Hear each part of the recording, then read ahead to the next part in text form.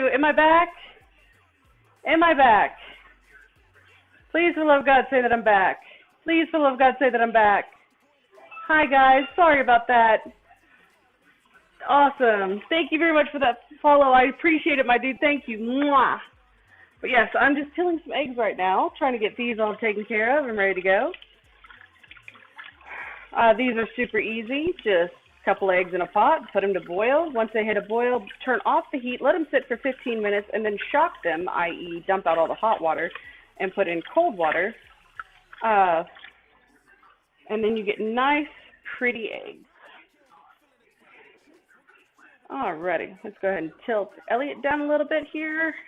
And yes, I need my cameras. Jillian and Elliot.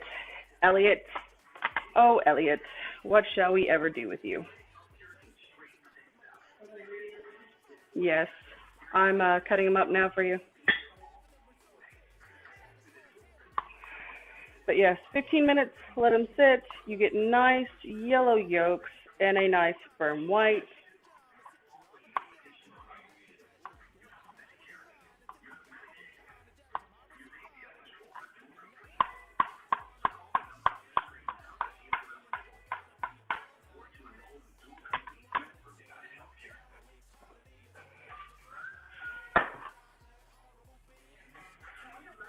Just making a quick snack or a quick lunch or a quick whatever for my stepdad. Going to be roasting off some chicken wings. Going to be doing all sorts of stuff. How is... Awesome. Thank you very much. I look forward to looking at it. I look forward to seeing it. I really do. But yes, eggs are super easy, especially hard-boiled eggs. Quick breakfast, lunch, dinner, whatever. And then, ta-da! Yay! Oh, Lord have mercy. Other than Tron not feeling very well and very, very tasty, right? How is everybody doing?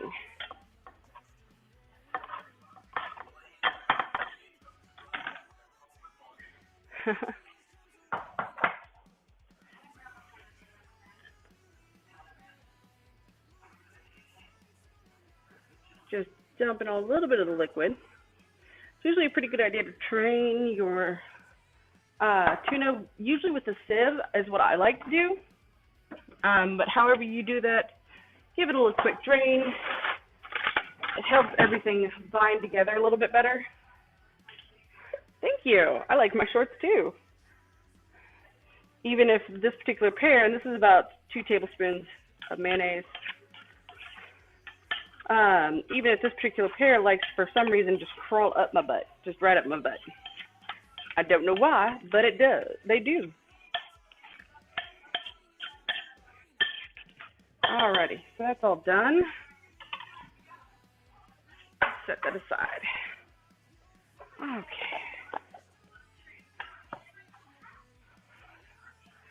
But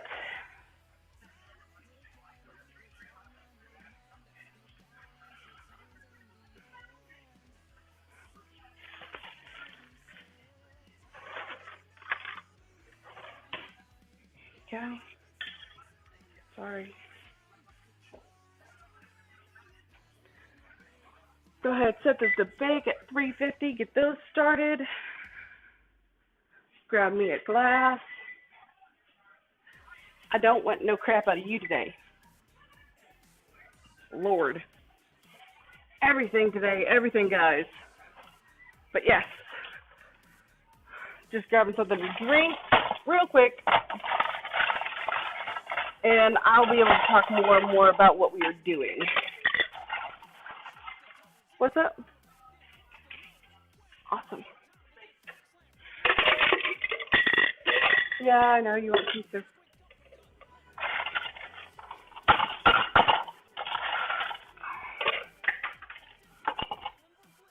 Did you want some, Leroy? Did you want some tea? Okay. Going off camera for one moment, guys. Good morning, Cammy. You got your day all sorts of flip-flopped. Hello and good morning. Yes, it is my butt stream. It is my butt stream. Although I'm sure certain folks wouldn't object to that too much. Stop it.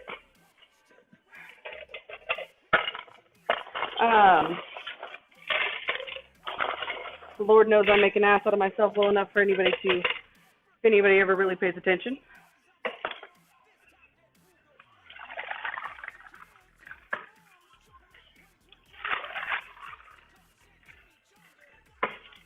Or so I have been told.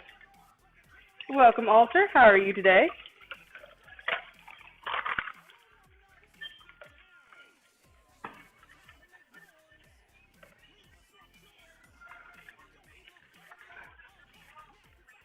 There you go. Go. But anyways, salute.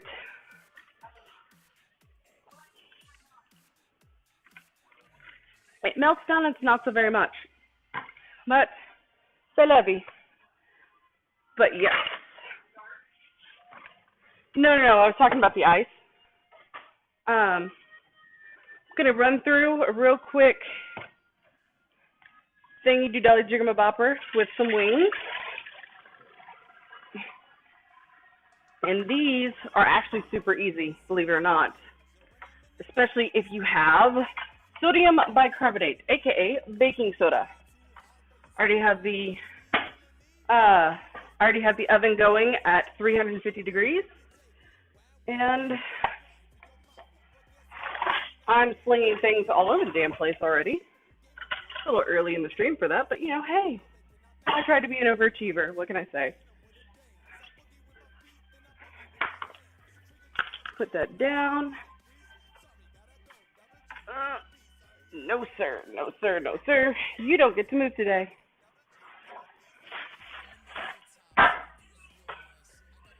Now, when you have chicken wings, yeah, c'est la tea. When you have chicken wings, you want to try to at least make sure that you get all the feathers out, especially if you I don't like, if I want to drink hot tea, I'll drink hot tea. If I want to drink iced tea, I'll drink iced tea, kind of thing. With chicken wings, you want to kind of make sure that you get all of the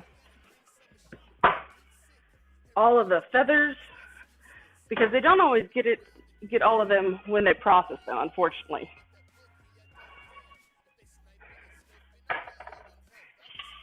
So you just make sure you give them a twice over or a thrice over to be doubly sure that you're not biting it down into a feather shaft or whatever. You would be good to go. And yes, you once again get a picture of my butt, which once again shall make some of you very happy.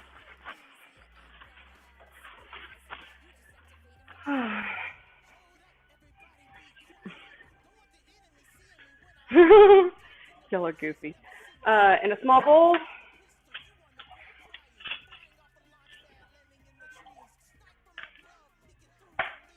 maybe that's a little too small.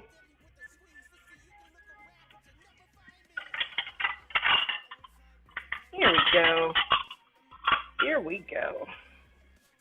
A small bowl, tablespoon of salt, tablespoon of baking soda. And what this is going to do is actually lower the temperature at which the Maillard or the browning reaction happens. That's fair. That's fair.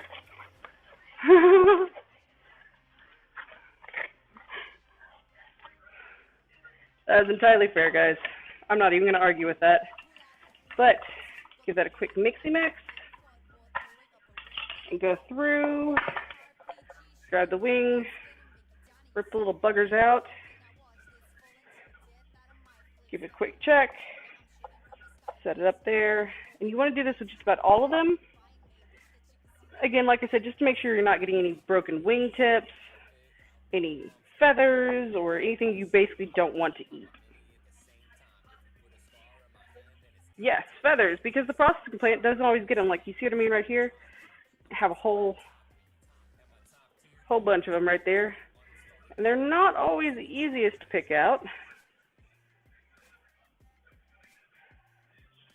Um, Usually helps if you have a pair of kitchen tweezers, which is this. That's kind of actually the reason why those aren't exist. And yes, there are kitchen tweezers. They're usually used to remove pin bones and feathers.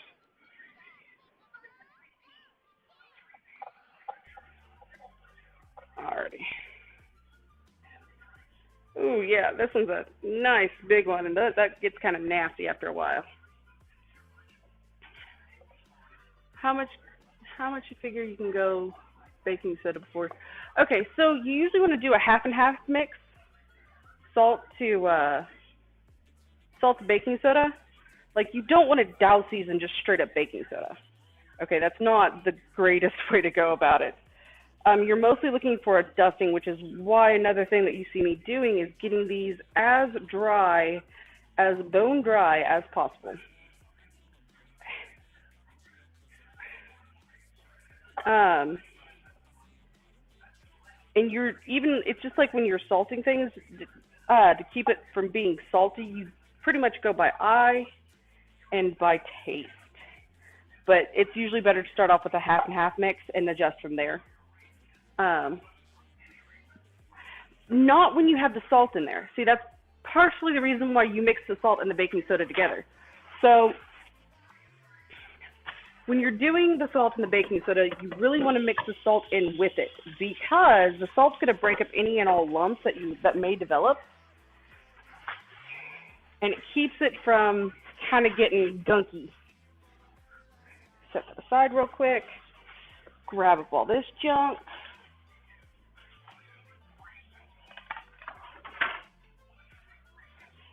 All right, what's that? You can. I personally like to just uh, dry them off real well and then toss them. Yeah. Um, but dry them out real well and then just toss them. And with these, the little niblets, you can just, I'm going to get a heavier knife, or else I'm going to end up busting my hand with that. You don't need the sharpest knife in the world, but it does help if you have a heavy knife. All right, and then you go right in here, bend it to expose the joint, slice down, partially slice down towards your hand, and then just follow through. And then, ta-da!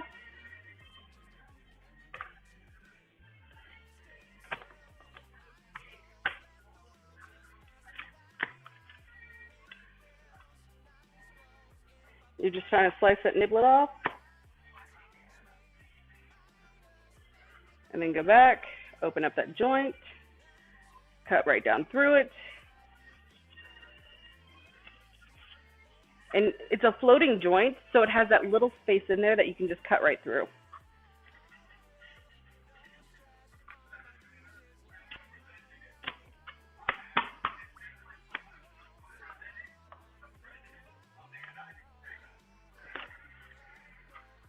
Some are easier to do than others. I personally like to save the little wingtips for stock and such.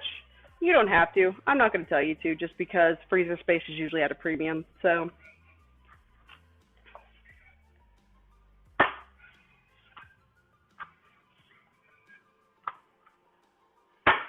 this is where a cleaver really comes in handy. It's one of my particular.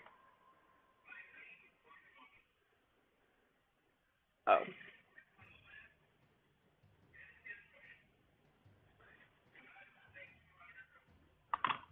Elliot. There we go.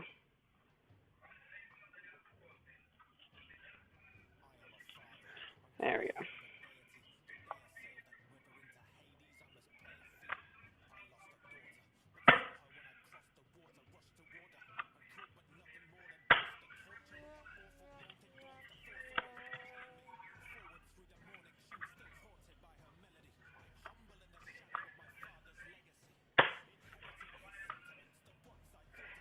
If you don't live in the U.S., those might be super tender and super tasty, something that you can just like. Here in the U.S., it's not quite the same way. Yeah, hashtag Elliot, why? Why? My dude. Jillian's being a butthead, Elliot's being a butthead, OBS is being a butthead. Cheers. God, I wish I'd doctored this before I got chicken on my hands.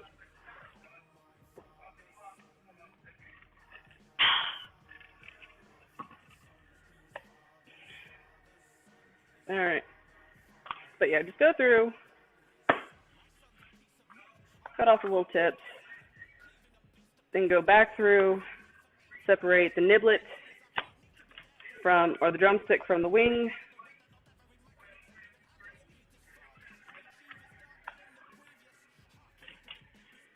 Which there's something slightly grisly about butchering your own food.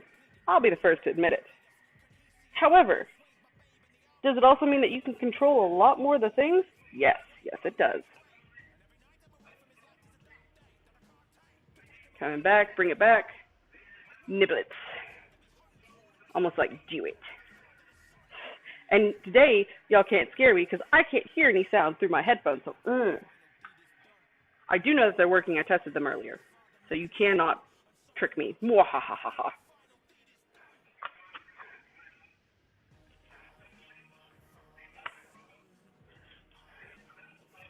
Alrighty.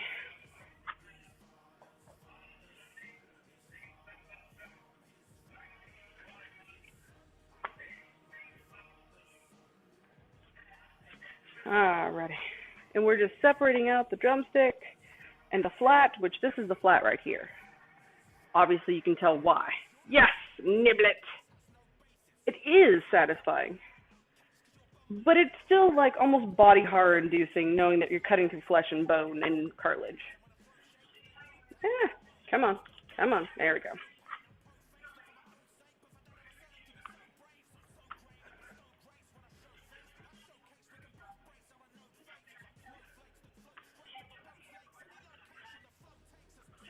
All right, there we go.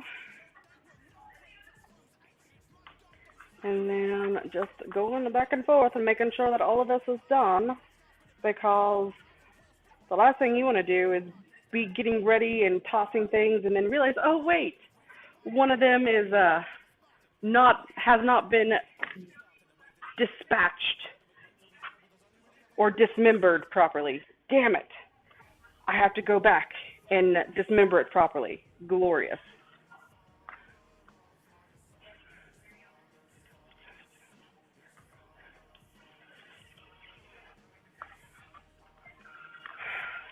But yeah, pound for pound, dollar for dollar, this is going to be one of the cheapest things that you can buy and still get that nice, meaty deliciousness.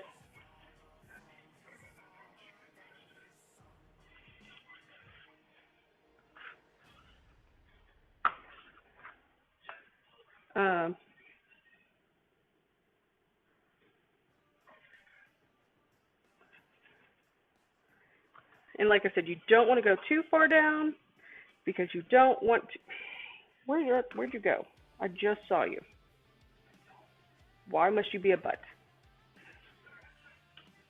Oh!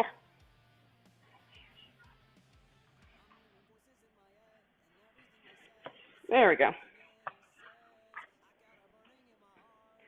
And that one. See?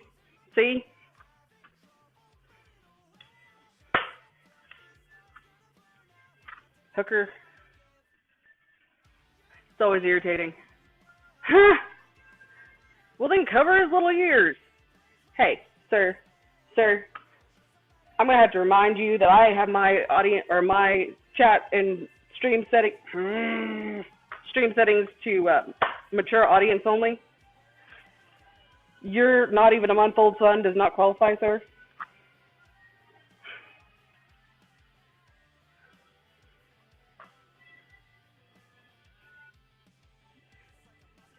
Oh!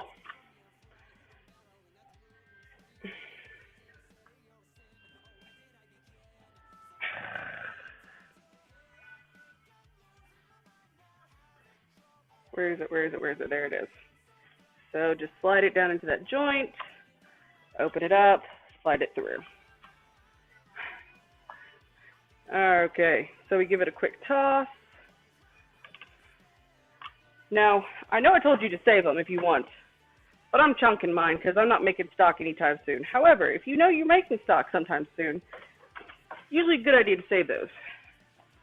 Why? Because they add fantastic, absolutely phenomenal, fabulous, and fortuitous juice and flavor.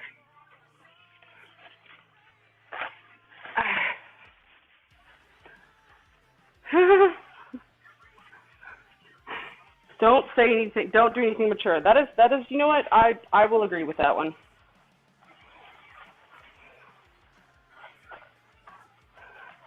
Although, you know, dismemberment and disemboweling might fall under mature, I'm not sure though. Okay.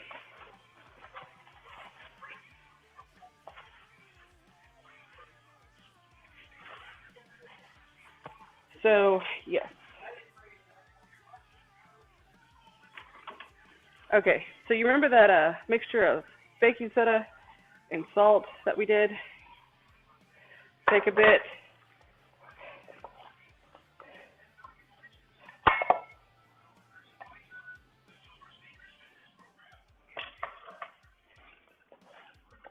And we're just giving it a quick toss.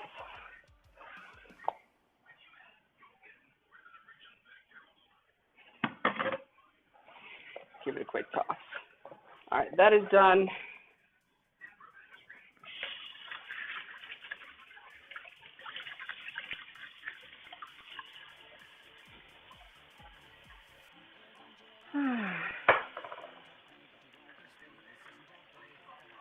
Give my hands a quick wash because they have so much chicken on them they're about to start cooking.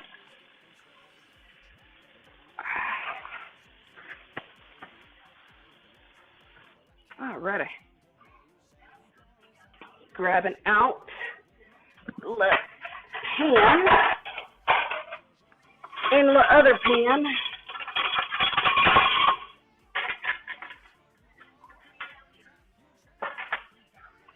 Grab my chickeny knife, setting them over here. Grab my chickeny board, setting it over here.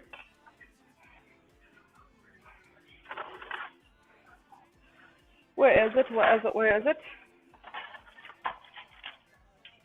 Go ahead and grab out some tongs. And yes, you got to click them a couple times to make sure they still work. Alrighty. And just give these a quick layout.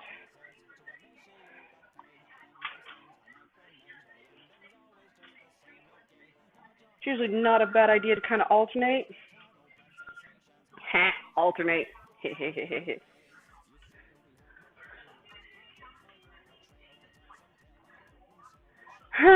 You're not wrong, Chef. It is a valuable life skill.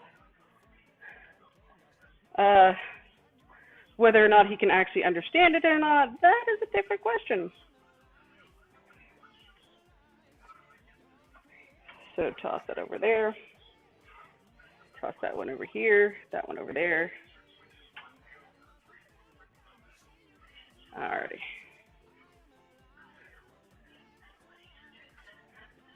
Grab the drumette, which kind of makes it sound like somebody tried to do a Smurf that drummed a lot and it was female. That's what I think personally, but that's just me. Slide that down. Turn that around. Alrighty, we have a few pieces left over.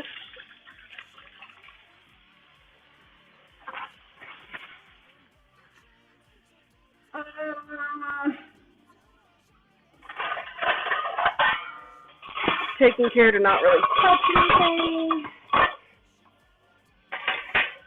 but grabbing another rack regardless.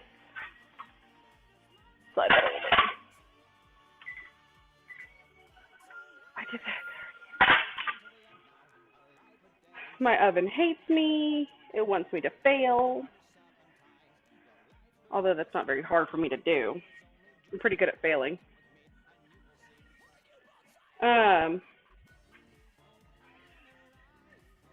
But yeah. Not make my kids do or learn anything they are not interested in.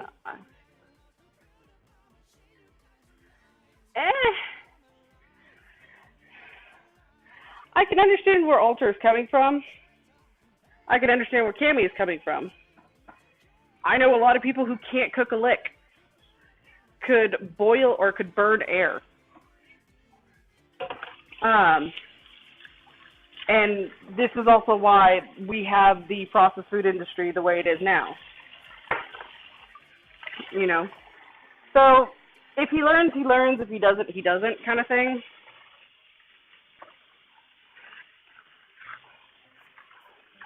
I mean, you can't really force anybody to do something that they really don't want to do. People have been trying to make me do that my entire life, and guess what? It don't work. You can talk to my mom if you're wondering about that.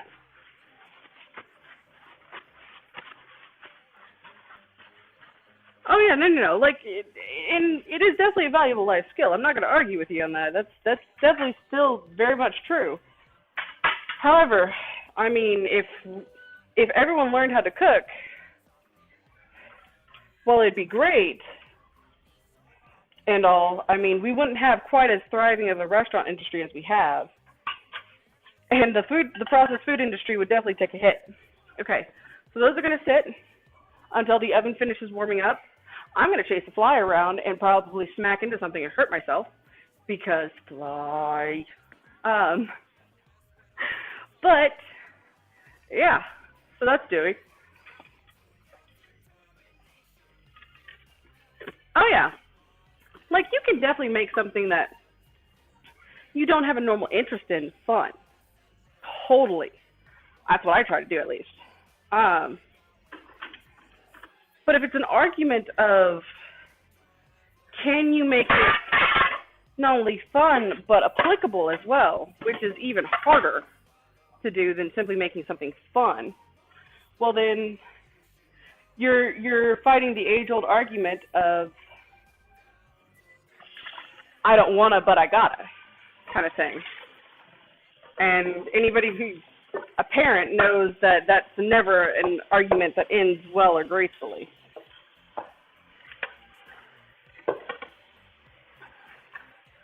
And usually there's a lot of shit I don't want to do, but I gotta do it anyways, so I do it. You know? Or even better, my favorite, it's not fair. I'm giving that a quick,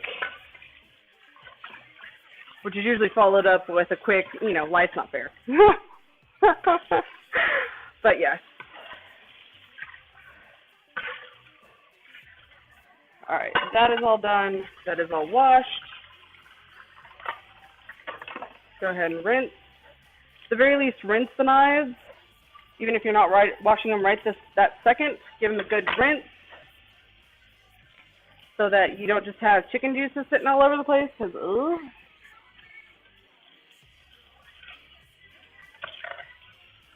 Alrighty. Clean that up real quick. Throw that in the trash. So that was bonus dish numero uno.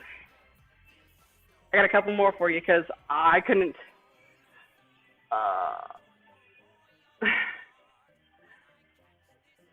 Oh yeah. But it's not fair. I don't wanna. I don't care if you wanna. You're gonna. Right, Mom?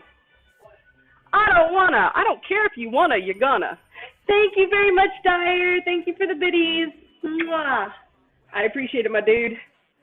I have seen all the stuff you've been posting in my Discord, dude. Haha, you're not going to get me with that one today. Let me go ahead and throw this back up here. And what we're doing with the drying process is we're just removing some of the extra moisture that's on them and in them and around them and kind of finagling through them so we get a nicer, crispier, crunchier skin.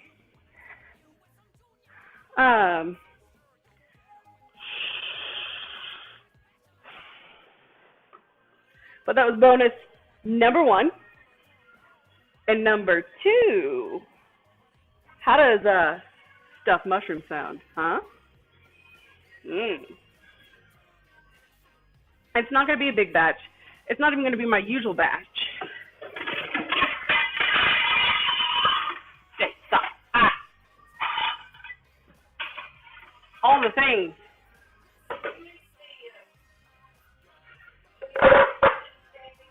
I'm trying to, Mom.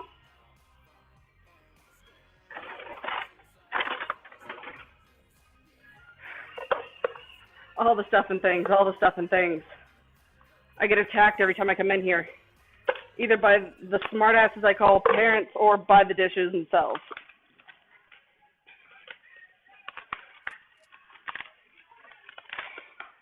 No, I was talking to chat, but if you'd like, I could talk to you.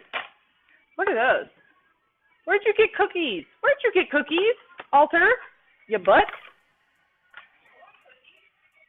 He has cookie emotes. And all of a sudden, he's Mr. Mime. He can't talk. Well, I might be able to swing that.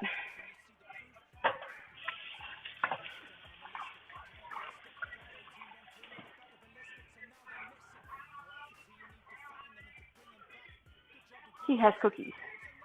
That's not fair. Us, all the food's in the Discord. You're doing good, my dude. It all looks wonderful. By the way, chat, if you guys want to, feel free to abuse my Discord. That's what it's there for. If you guys got a whole bunch of food that you're just super proud of, or even not so super proud of, Alter, then, feel free to use and abuse the Discord. All right, so what we're doing is that we're just going to take the mushroom like this, with the side of our thumb, pop out the, hi! Yes! Yes! I'll be more than happy to go check them out, and see what you got. Nice. But yeah, side of the thumb, and they just pop right out. And do not throw these away. These are super useful for the... By the way, hey Lynn, how you doing, honey? I'm doing twisted appetizers today. And I've been playing a little bit of the Gorge. Not a whole bunch. I'm trying to figure out what in the HE double hockey sticks I'm supposed to be doing in there. It's only working out so well. I have not watched Bullocks' playthrough because I want to try to figure it out myself. So, yeah. Some of them will break off gracefully, some of them will not. Nice. Very nice. All right, but yes. And just pop them right out, and you get these nice little cavities.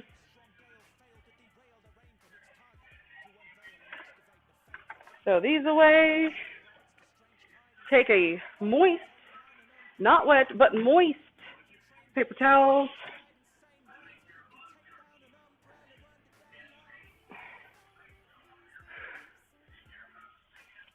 Turn to the lower.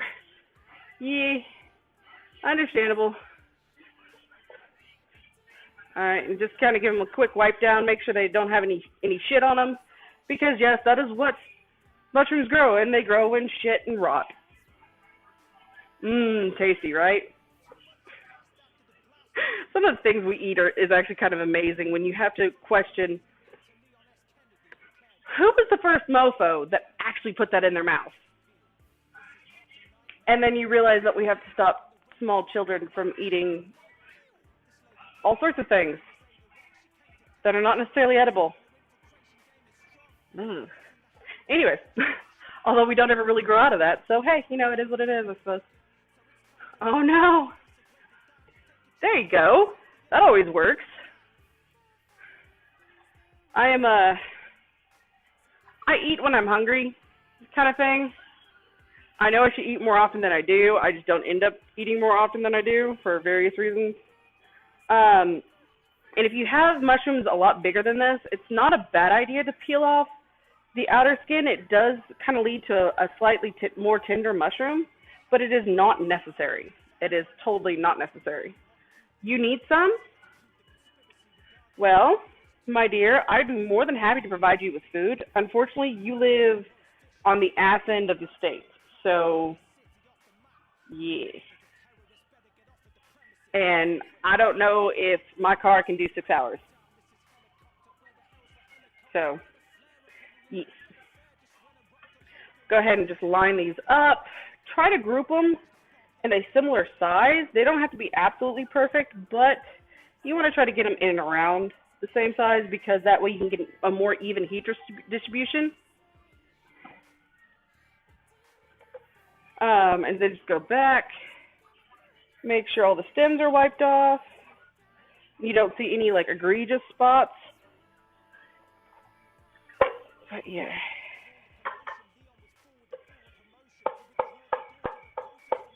There are some mushrooms where it's probably not the best to eat the stems. I mean, most are pretty okay. However, the dried shiitake mushrooms can be a little bit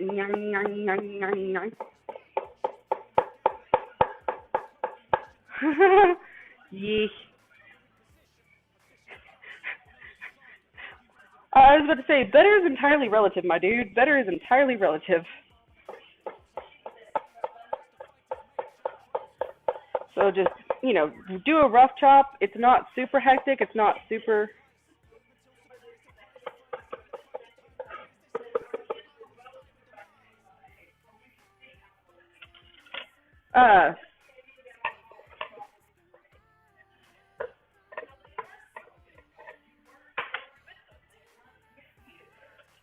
Anyways, I can neither comment on that. I cannot comment on that.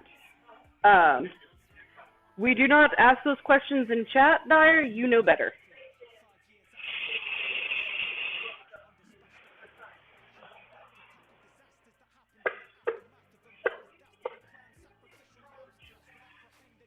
I'll refrain from commenting on that. But anyways, I digress. But yeah, we don't talk about that, Dyer. At least not in the chat where, you know, everyone in God can hear us.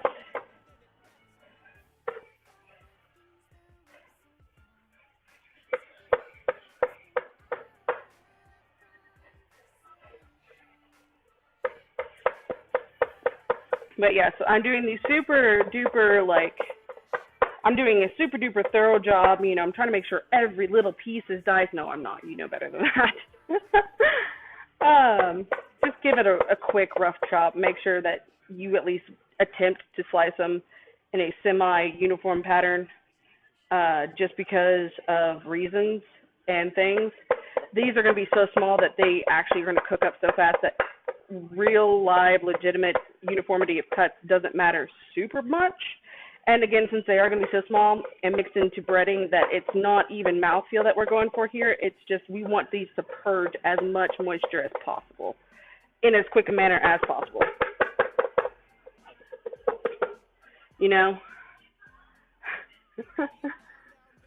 Hey, Triple, how you doing, honey? Awesome. Not a problem, my dude. Take a nap, put your feet up, whatever you're doing, keep doing it. I am actually planning a fairly long stream since I've been MIA for so long, which I do apologize, guys. But if we finish this up super quickly, I'm just going to pop open a video game and do that for a while. But I want to spend as much time with y'all as possible because, quite frankly, I have missed you. I have missed you all. I have missed your faces. I have missed your pretend voices that I made up in my head because I'm a lonely, sad sack of shit. I do it so well, though. And just roughly chop them as well as possible.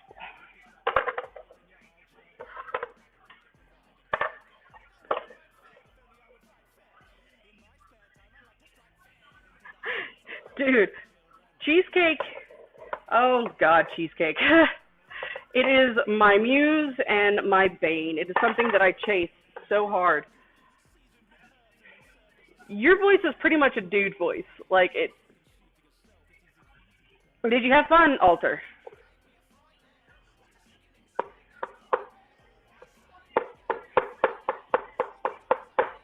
Try to make sure you don't get any fingers in this because, you know, fingers in the dish will spoil it.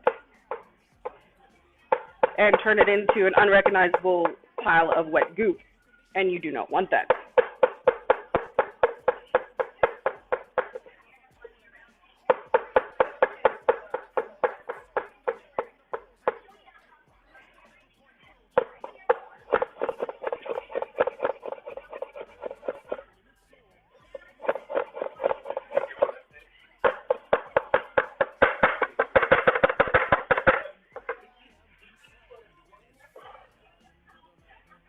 But yeah.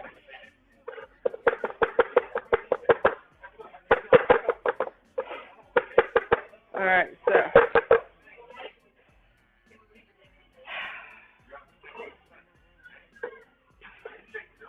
what's going on? Yee. Marking you in here? I have no idea what that is. All I know is that I have a very particular cheesecake recipe, which I may or may not share on stream someday, that I have been working on for legitimately 15 years. Okay. Like, oh, I don't like this. I'm changing this.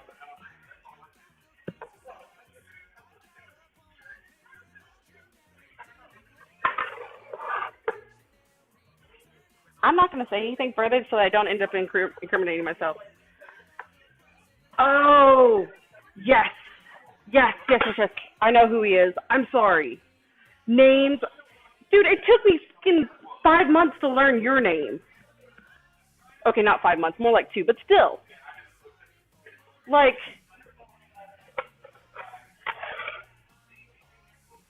so that's all roughly chopped. Pop the garlic. And I did not learn this from him. I don't know what my name is. It's actually kind of funny because I have a difficult time remembering what my IRL name is. Like, because I've become so used to being Hermes that it's just, you know, when I'm at the TPJ or the tax-paying job, for those who aren't here quite as often as I am, I know you know my IRL name, but at the same time, I have a hard time remembering what my IRL name is. It is not Alter Hush. And I've gotten so used to being called Hermes that if somebody were to call me by my IRL name, I would first look at them as if they're crazy, and then remember, oh wait, no, they're talking to me. Oops, yeah, how can I help you? What did you need? No, your jackpot's not ready yet.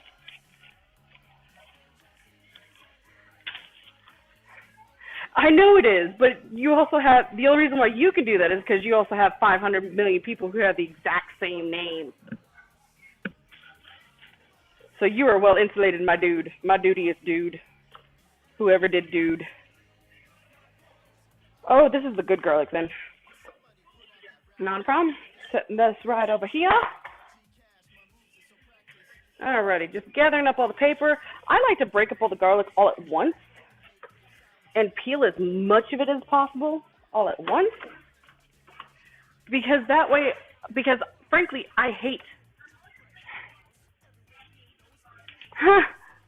Yeah, I know. I don't know if I have been recognized once, and I'm like,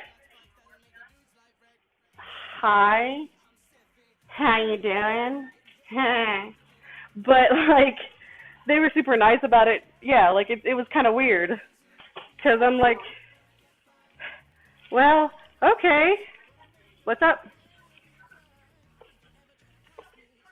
You done fucked up, Alter.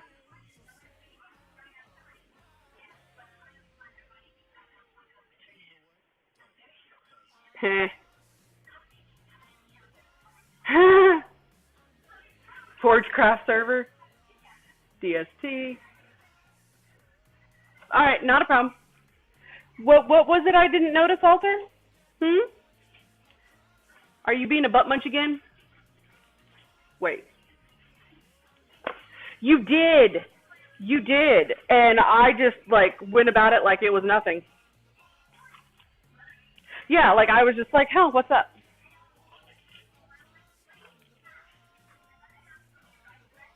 Um, but yeah, like it was just lemon scones and lemon cheesecake. Yeah, I've been working on my cheesecake recipe for like the last 14, 15 years, and I'm still not satisfied with it. I mean, it's serviceable, but it could be better. And the reason why I'm peeling all this garlic right now is because I hate peeling garlic, and I'd much rather peel it all in one shot and then not have to keep doing it. Especially when you start getting down to these little itty bitty clones. I'm peeling dupes. I'm skinning dupes, guys. They're super easy to skin, except for every once in a while you'll pick one that has really tight clinging skin. Cloves. It's like the clover. Oh God, I'll never do that again. Hermes does not do accents very well, at least not without binge watching whatever accent she's trying to do that in. Oh! Diamond bedazzle you! And the reason why she doesn't do accents very well is because she despises stereotypes with a fiery passion. But yes. Come on! Get off of there!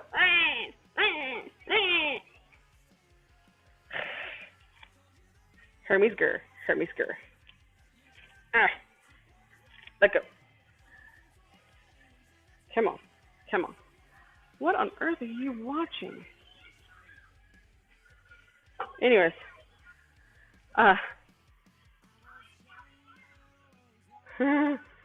My name's Patrick.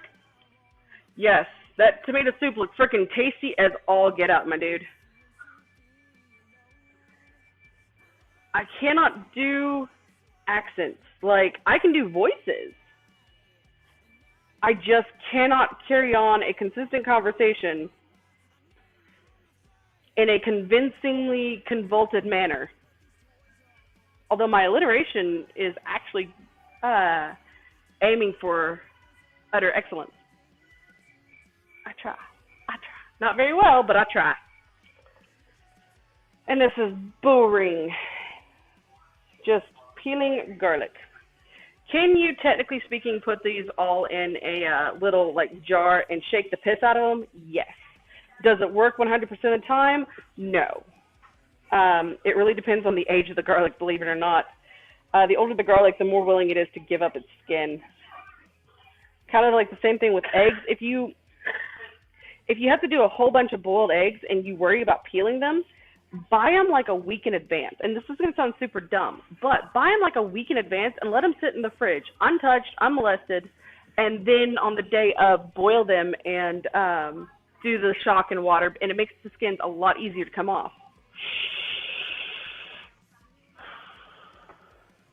Because what happens is, go ahead and slide these in the oven, because they're already starting to cook. I'm already starting to burn the piss out of myself. Good job, Hermes.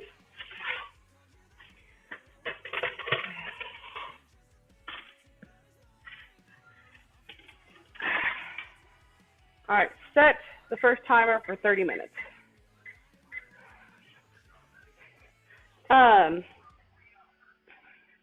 Because the more an egg ages,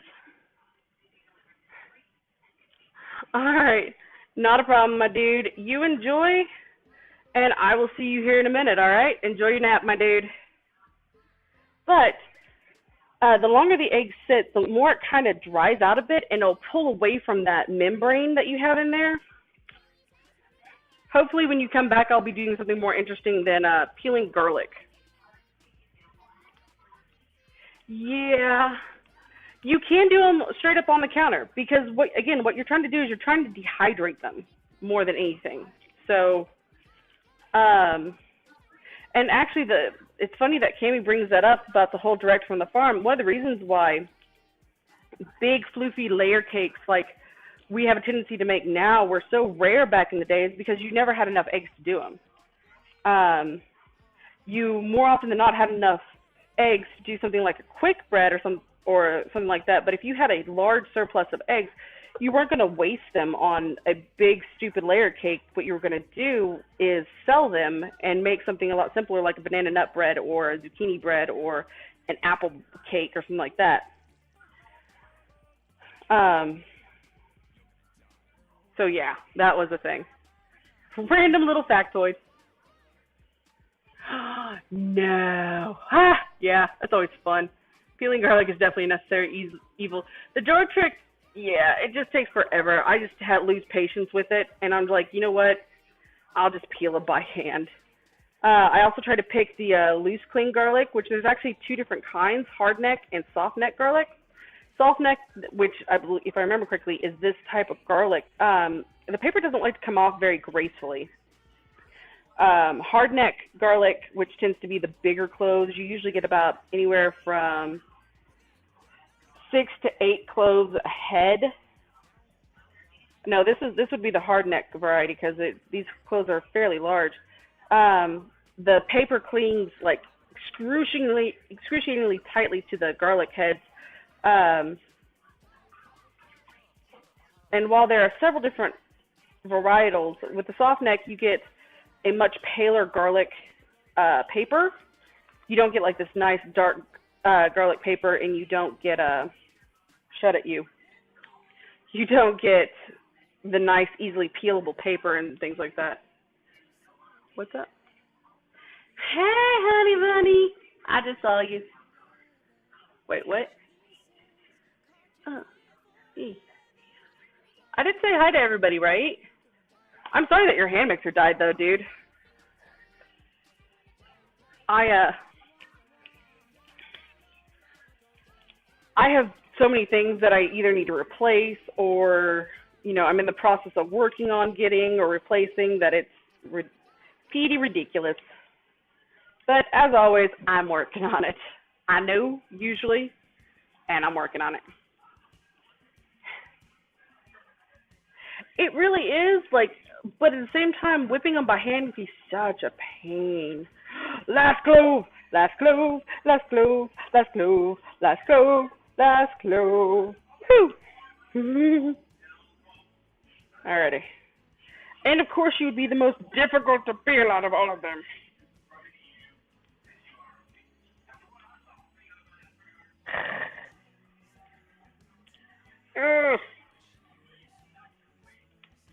There we go.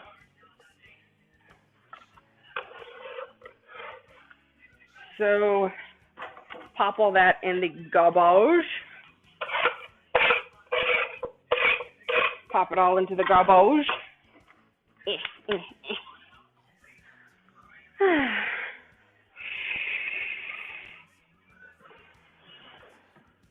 Oh yeah. It is always the hardest, the most difficult. Alright, so I'm going to pick up some of the smaller ones and save the nice fat ones for later.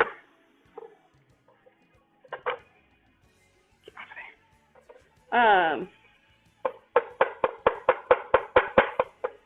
just give them a quick chop.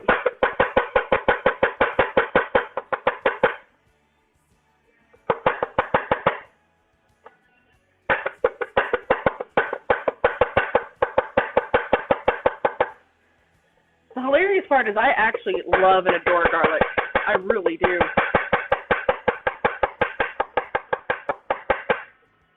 The whisk on my blender was dead. Oh no! Oh no! That sucks, Tammy. I will say this, doing cream by hand definitely makes you appreciate your mixers a lot more.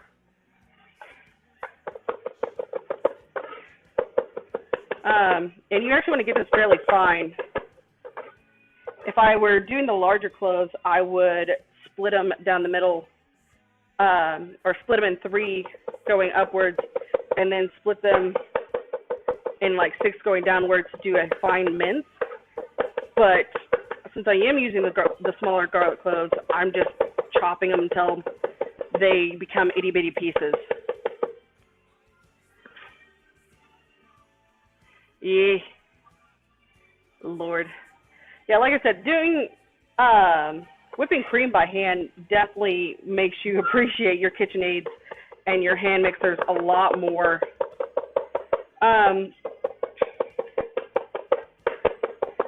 If I happen to, and this very rarely happens, at least in my house, if I happen to have cream or whatever left over, and I know that it's not going to be used right away, like for coffee creamer or whatever, I'll just beat it into butter and be done with it. And I usually do that in a food processor.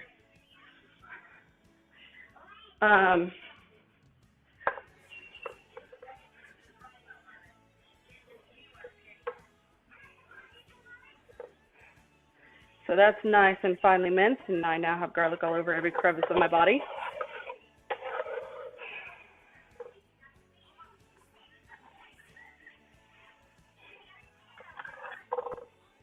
Alrighty, there's my garlic. Give my hands a quick rinse along with this. Okay, so you have a couple different options when it comes to stuffing mushrooms. You can either go super old school and traditional and just like butter up some breadcrumbs and call it a day. You can also add various accoutrements like parsley or, you know, what have you. You can do a creamy version. You can do a, you know, just straight up oil and vinegar and garlic cloves, maybe some salt and pepper, and be done with it. It all depends on what you're trying to get out of it.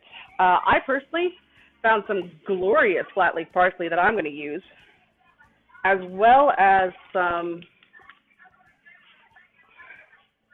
a couple other things. And I like the flat leaf stuff. I mean, it doesn't have too much of a different flavor from the rest of it. Hi. Nice. Those are nice emotes, my dude. Chug a mug of me, chug another mug of me, chug another mug of me till you go down. Yeah, Kenwood tends to be pretty good quality. You just want to kind of pick out some of the larger stems. Don't have to be super hectic about it. Just want to grab the big stuff out of there and make sure that it's not. KitchenAid's nice. KitchenAid, especially the Pro models, tend to last for a long ass time. And I do mean a long ass time.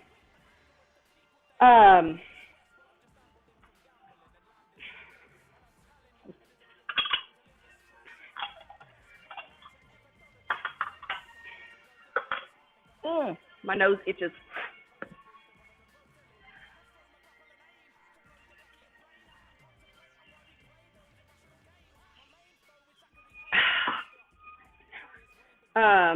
Just take it, kind of gather it all together, get it into one mass.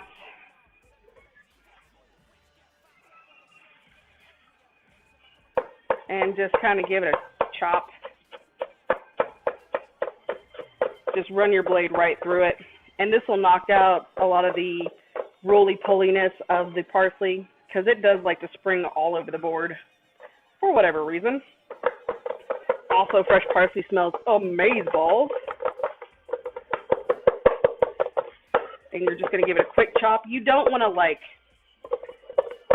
mulch it, but you do want to get it nice and kind of fine, because even though it will wilt down in the stuffing, you're not going to want it to, like, just be all over the place. It's already up there, Alter. Everything else you got to be here to find.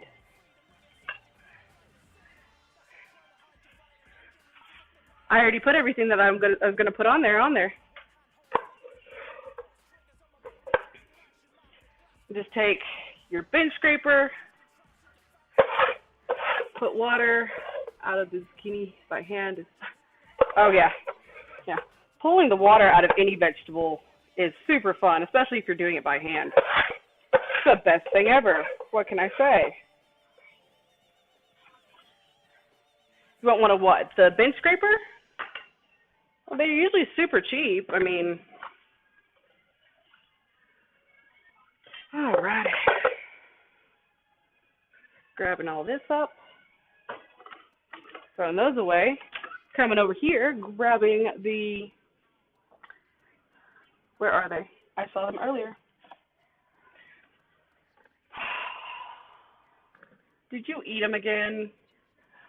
Honey, why? Why do you eat everything? I try to keep you fed. Come on now, this just ain't fair. Ugh, fine, I'm gonna go see if your sister has it. Maybe, yeah, your sister had them. Now you're hiding shit from me. Why am I using plain breadcrumbs? Because I haven't made any bread in a while, so I don't have any stale. Yeah, I grabbed them. I know it doesn't include mushrooms. That's the point. That's why it's a bonus special recipe. I didn't. I know. I grabbed the one that was open in the cabinet by the stove.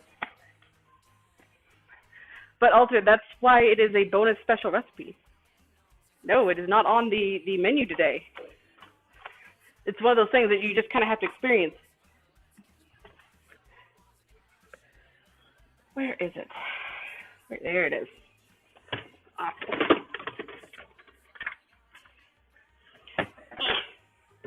Reach in, grab your thing, not that thing, but the other thing, the thingy thing, the thingy that you thing with.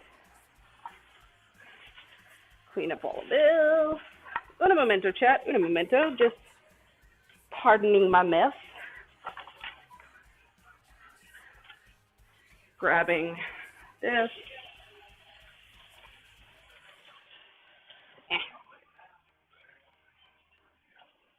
Do what? Oh. There we go. Set that back in there. All right. Yeah. Alter my dude. My dudiest dude. All right. Standard operating procedure for the stove. Make sure everything is in the correct position. Double check your fuel. That'll work. I have a spare over here. However, I will not keep it by the stove because that is inviting disaster. That is courting trouble.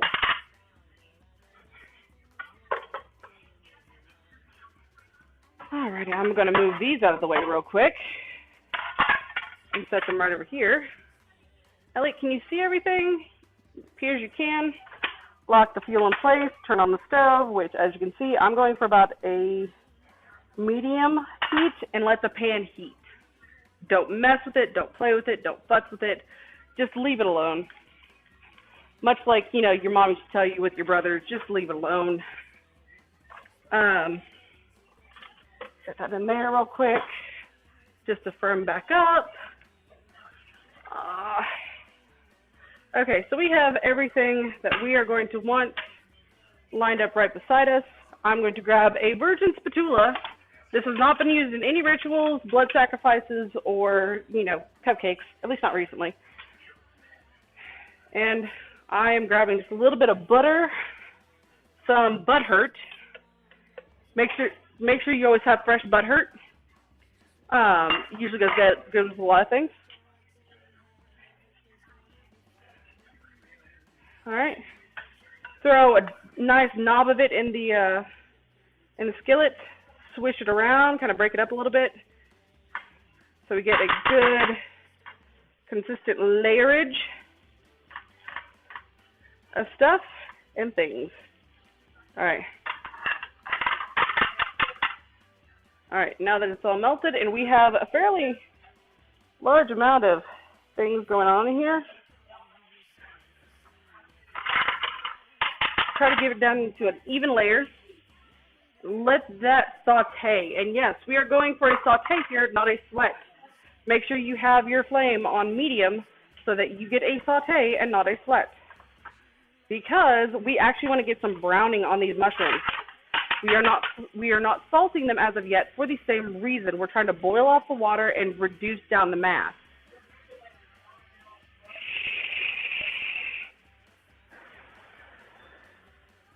Yes, I do.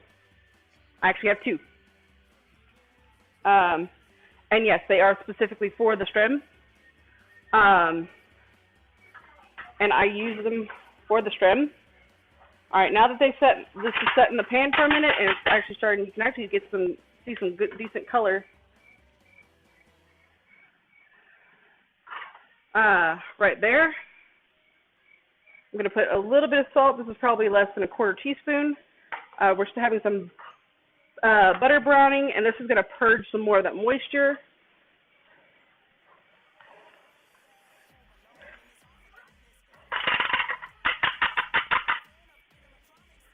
Go ahead and dump in the garlic.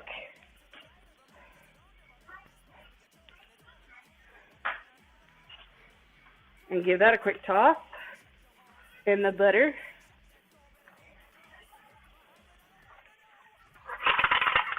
Get that back into a single layer. Excuse me, pardon me, I apologize. Come over here, grab,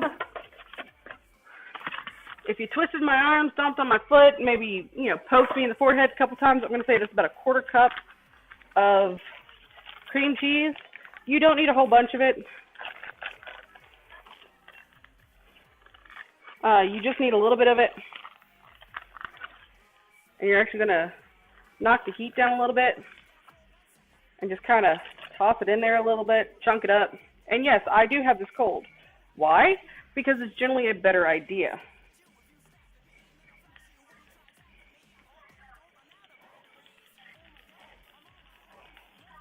If you start worrying about it, turn the heat off.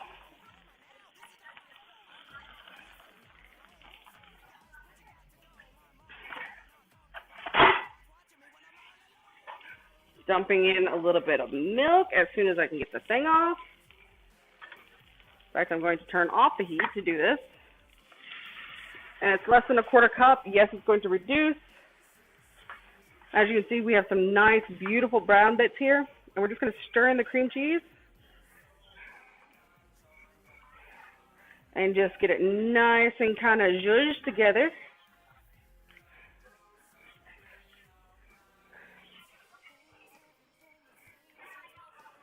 And if you can also see those lovely, gorgeous, absolutely delicious.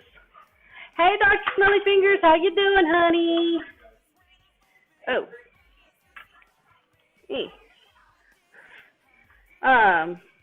This is melting the cream cheese, and it's getting all nice and incorporated with everything.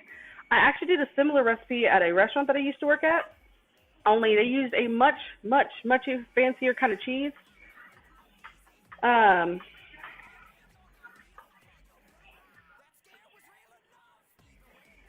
And we're literally just spreading it across the bottom of the pan. And you can actually see that milk starting to thicken. And I'm going to turn the heat back on, very low since we now have the cheese in there.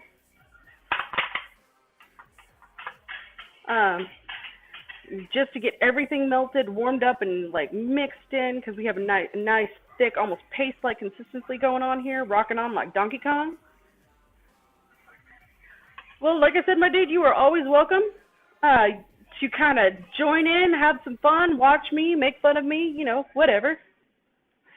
I was a chef for 12 years until I got a job that paid me decently. And just let that kind of burble away a little bit. If you really feel the need, grab a whisk and just kind of finish breaking that up and making everything all nice and kind of feeling good together. Is it going to be chunky? Of course it is. But then again, we kind of want it a little bit chunky, just a little bit, just a wee bit. You can make this cheesy, you can make it creamy, you can make it, just like I said before, just straight up breadcrumbs, butter, and salt and pepper. Yeah. All right, and then we're going to go ahead and see how thick it's gotten. Now that all that has melted, we're going to go ahead and mix in the parsley that we roughly chopped earlier. I'm going to go turn off the heat again, just one a little bit. And what I'm about to do next is entirely by eye. You want this stiffer than this without it being able to stand a spoon up in it, okay? And you just all the breadcrumbs are here to do is bind all of this together. Okay, you don't want a whole bunch. You don't want, it to be 90% breadcrumb and then 5% actual filling. You're just trying to get it thick enough that you can spoon it into the mushrooms.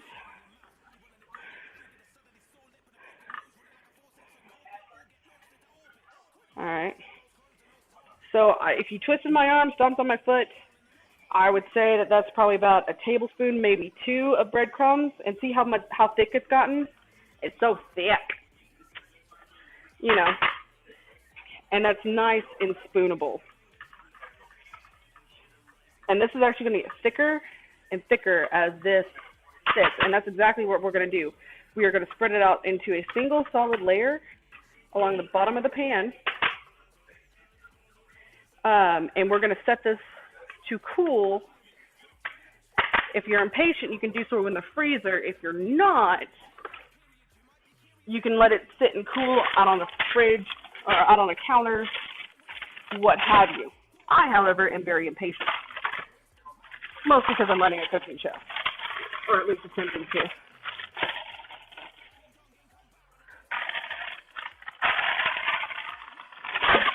Damn it. Trying to make sure I don't accidentally melt anything. Shove it in there.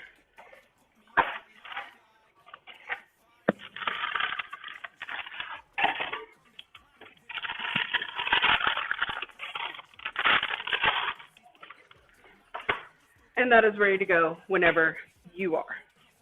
Okay, like I said, you're just trying to get it well cooled, well chillaxed, and good to go. Go ahead and move away our butt hurt. Yes, it's all thick.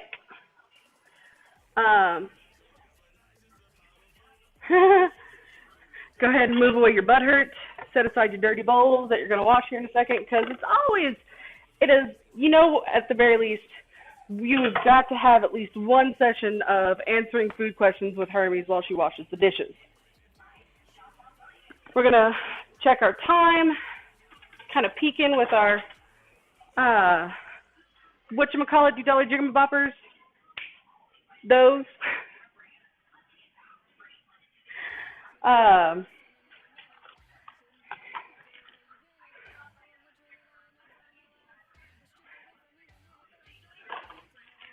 Grab that up, put that away, throw that away. Go ahead and clean my counter at least once. Alrighty. Throw that over there, throw this in here, because why? Sure, why not? Alrighty.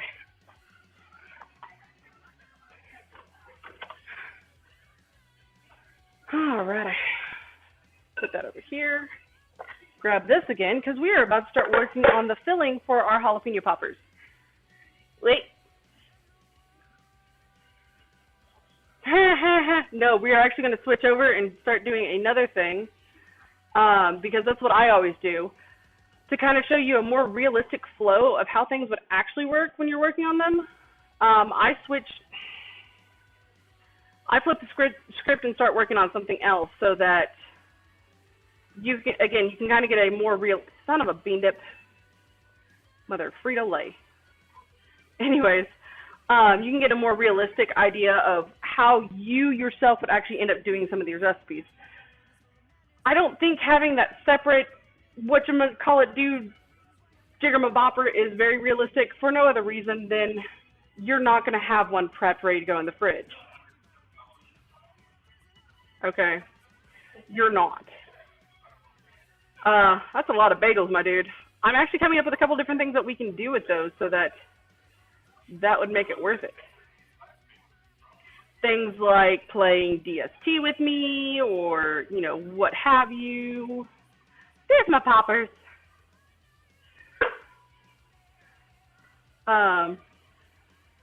Oh, I'm sorry, my dude.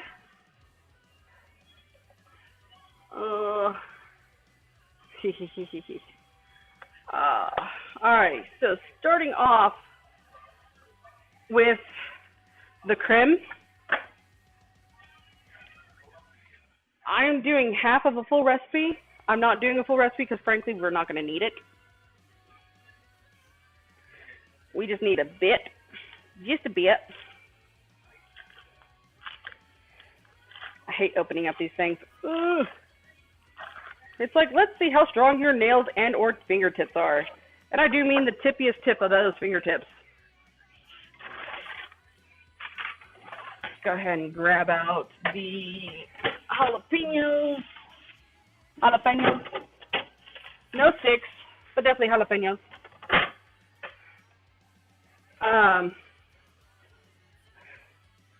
And we're going to only take about half the block and dump it into the bowl. Come on. Look. And just grab this and pull. Slide that right there. Grab a little bit more. And slide that right there. And we're going to go ahead and set this aside. Wait. What's that? Ah. Dude, y'all are horrible at heists.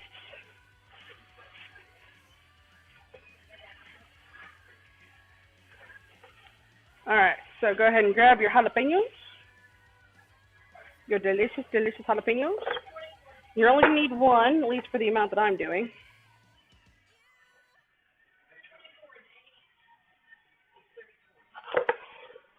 Alright, and I like to just take my knife, lay it down, and slide that off. Yes, I did catch a little bit of it, but not too bad. I'm not comfortable cutting towards myself with that one. So I'm going to go over here, grab the knife for the job.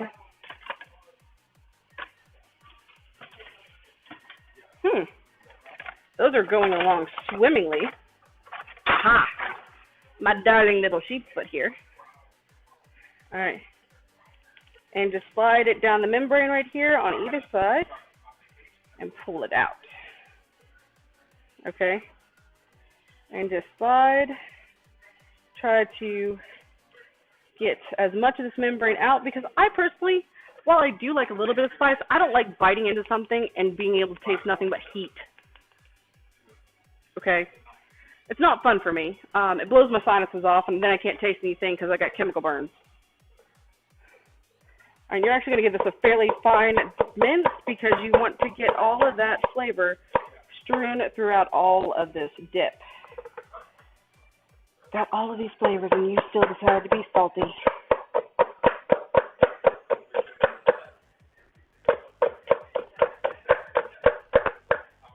Alrighty.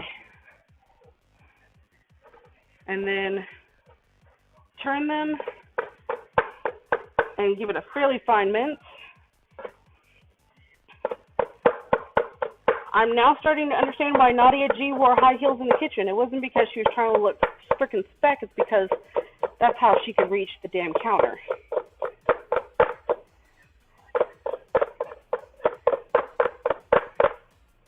And if you know who Nadia G is, haha, you're an awesome frickin' person.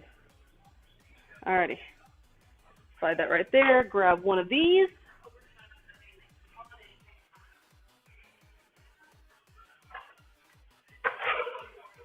Alright. Slide that right in there. Now the full recipe calls for 1/3 of a cup of sour cream. Yeah, I know. That's why I got rid of the seeds. There are no seeds in there. I checked. Grab some sour cream, and you're only going to need probably about, once you get rid of the membrane and the seeds, you get rid of, like you said, about 90% of the heat. You're only going to need probably about a tablespoon of sour cream in there.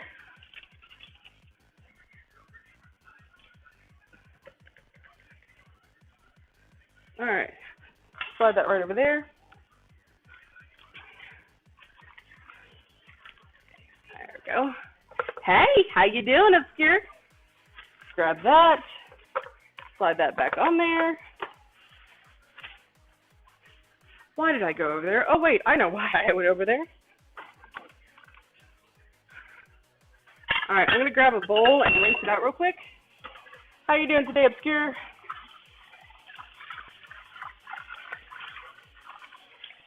Go ahead and just zhuzh this real quick.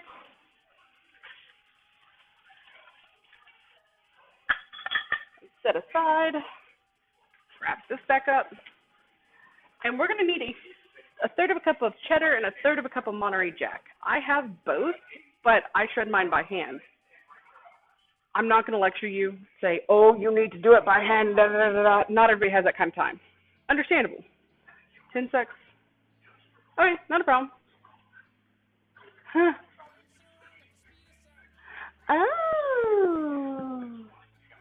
Oh. I said hi. I said hi. Sorry.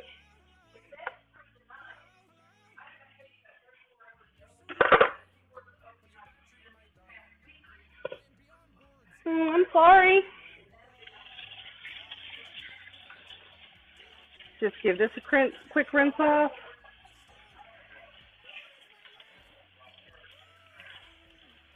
Rinse, rinse, rinse, rinse, rinse, rinse.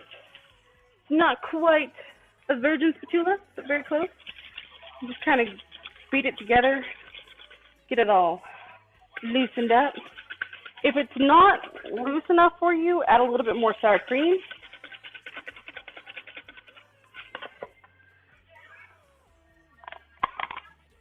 Hey, my dude.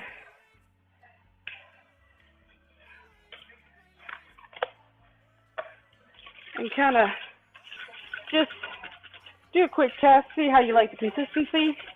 And this is in about what you want.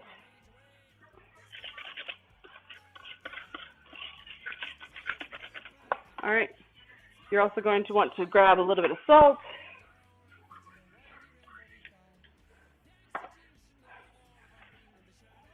And set aside. So we are going to once again grab the gloriously sturdy and firm board.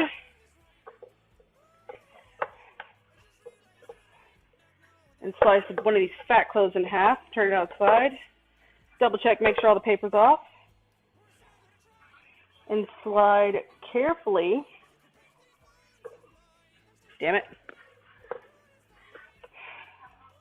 Carefully slide all of that through. Slice it into strips.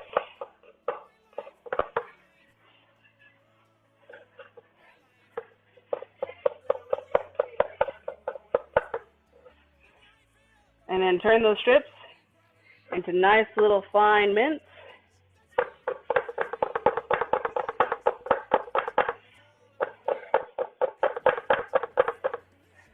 And then you're going to take this fine mince and tip it over into the rest of your ingredients.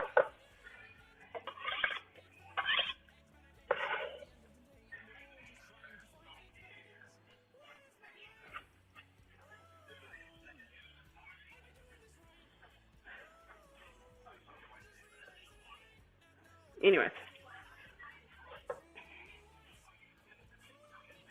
Alrighty.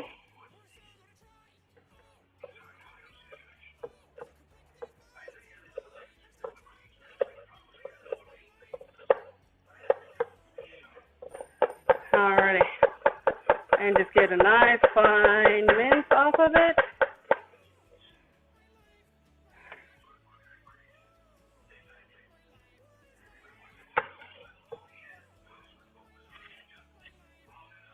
Yes. There we go. And believe it or not, you're also going to add probably about a tablespoon or two of mayo into this. Now, I know what you're thinking. Oh my God, mayo! Why would you add mayo? Because it's tasty and delicious and it adds fat. Thank you so much. Thank you, thank you, thank you. Merci. Mwah.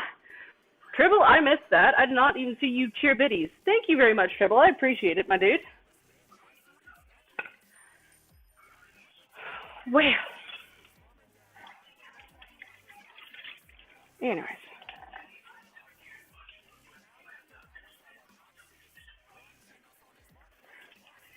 And just do probably about a tablespoon and a half of that in there.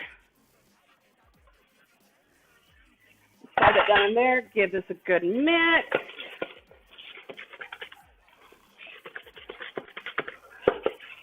All right, and then we are going to grab the thing that we are waiting on, the bacon. No, it's a to each their own kind of thing. Yeah, a good cheddar, a nice Havarti would be good with this. I'm using a fairly sharp cheddar because of how many bold flavors that we have in here, and because it's traditional. When you are recreating a dish in a different form, you want to get as close to the original as possible. Why? Because people aren't going to be able to recognize it if you don't.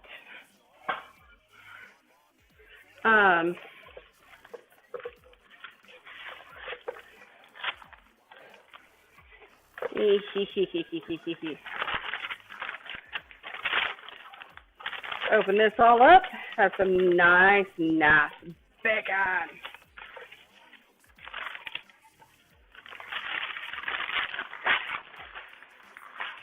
I'm going to reach over in here, grab this pan, pull it out so we don't end up freezing this, and set it out on the stove. Alrighty.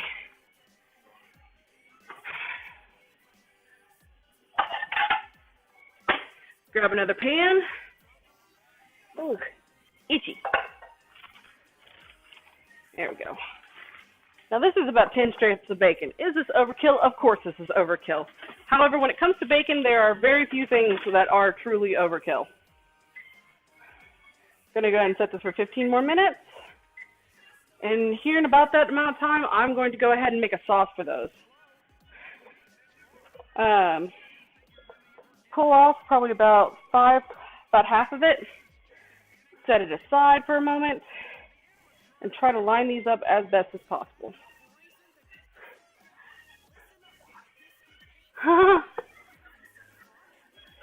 Alright, this is actually not the right knife for this because I don't have a tip on it. And sometimes you just got to give it the tip, just the tip.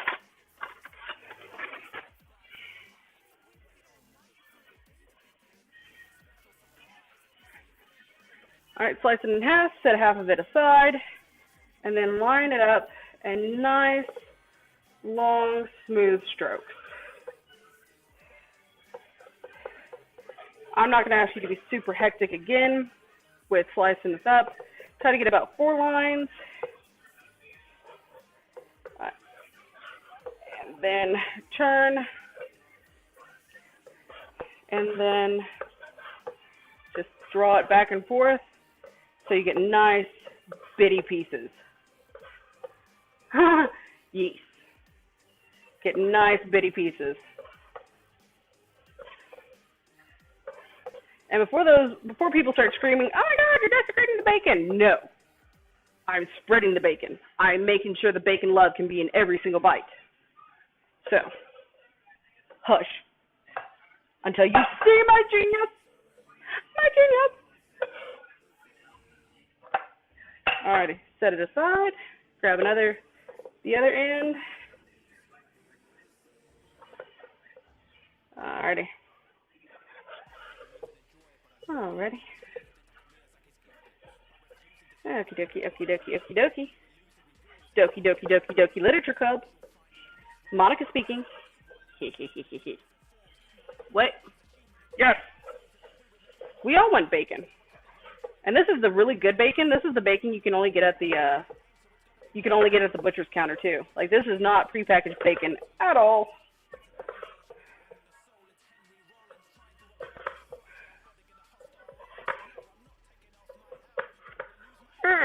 Damn it.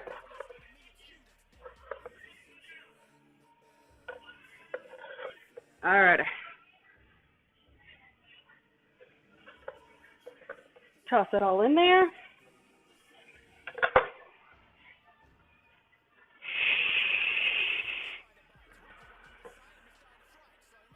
Like I said, I'm just trying to make sure that I can spread enough of the bacony love to go throughout the entirety of the dish.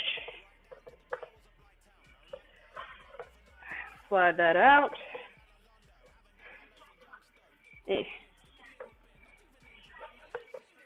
Alrighty. Alrighty.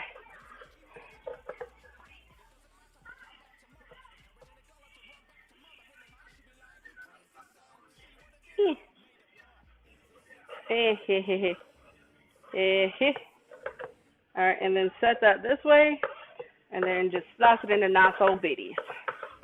Just nice old bitties.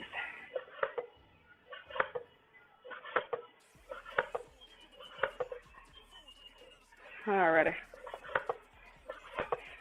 And these bits and pieces are going to render out their fat and slide it up to where you get nice crispy bits. Ooh! Yay! Hey, Reebok! How you doing, honey? I'm making all sorts of stuff, my dude. And I am happy for the Steam sale as well, my dude.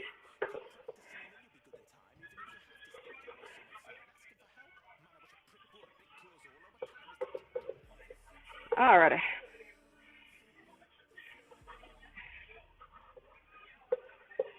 Alrighty.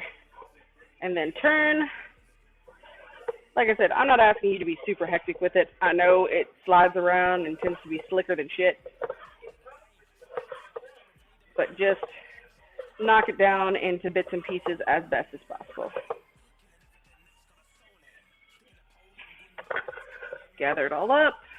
Slide it into the pan.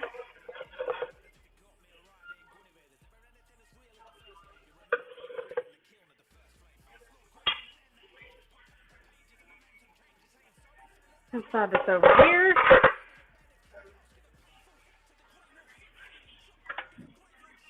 And grab this again. Turn it on. What's up? Why are we distressed? Uh-oh. Well, hopefully you can de-stress by watching me cook and going, oh my God, I want to eat that so badly.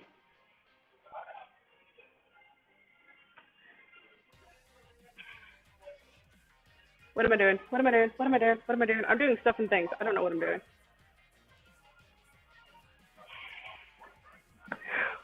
What? Oh, yeah. Rip, rip, rip, rip, rip.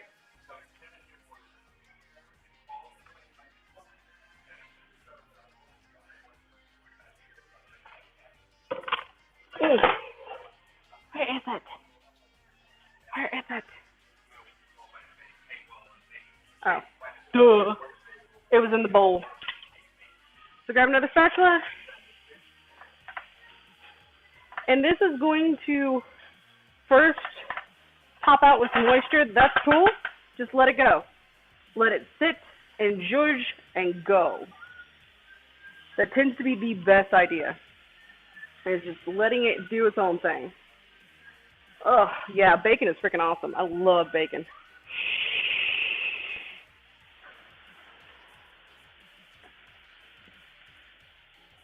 Yeah, I can understand that. You want the thing, but you don't want to have to do the thing that's necessary to get the thing. Well, you have bacon cam as well. I'll just do some of these dishes because I know that y'all are super distracted by that bacon. So just washing this out and low water.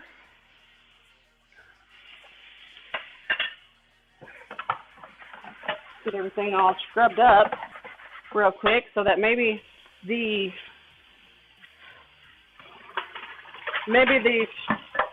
streaming dishwashing with Hermes won't be as long. Giving the bacon a poke every now and then, just to kind of turn it over, get all the uncooked sides exposed to the heat, render out some of that fat.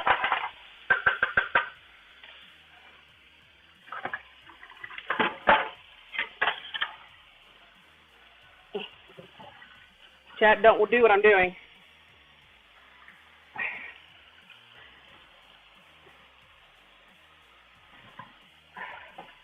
Unless you were firmly sure that you have absolute control over that,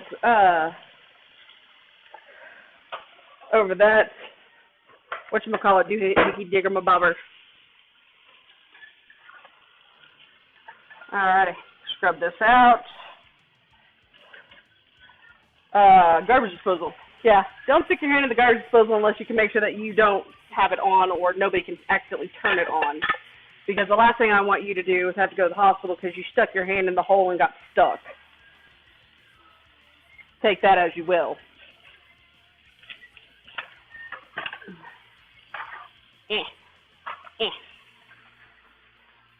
Even with the stainless steel one, I still like to wipe the blade off as soon as I'm done cutting things and washing it because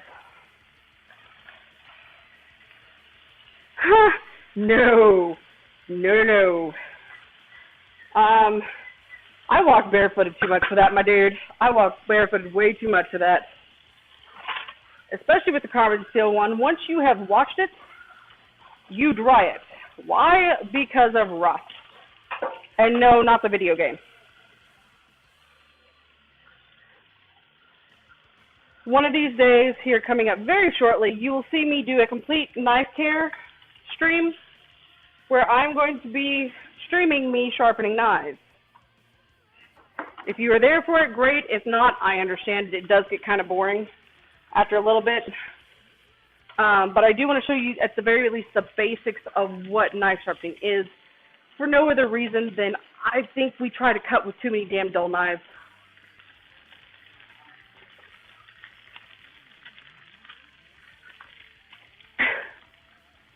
Cammy, you and my mother both. She can barely even stand her own feet, much less somebody else's.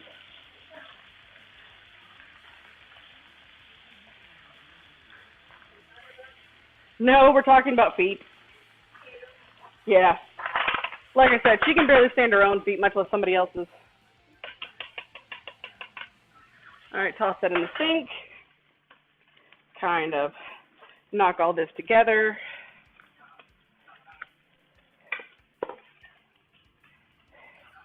And set this aside. I'm going to set that right there. Alrighty. Now real quick, remember this? See how much it's like firmed up and it's now all difficult and firm and shit? Yeah, that's kind of what you're wanting. What you're going to do is you're going to take a spoon and your mushrooms and you're legit going to spackle this shit in there. Okay? You're going to spackle it in there and just kind of like, if you can make a cool decorative pattern, go for it. I'm not going to tell you no. Am I going to try to really bother? Maybe a little bit. Just a little bit. But I'm not, like, going to kill myself over it. I'm mostly just forcing it down into that little divot we have there.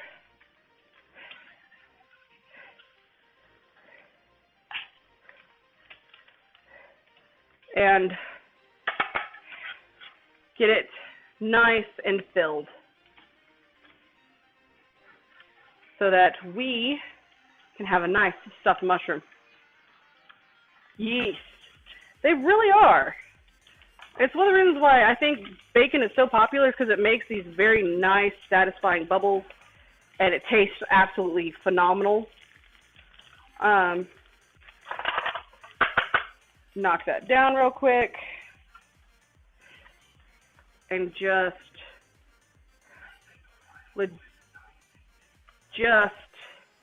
like that.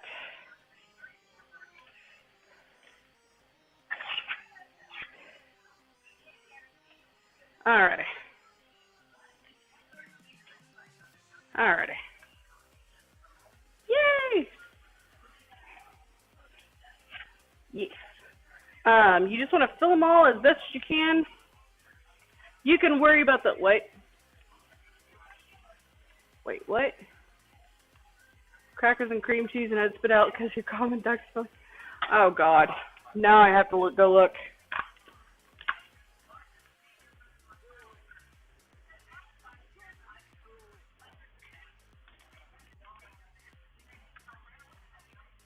Ginger toe tasting. What?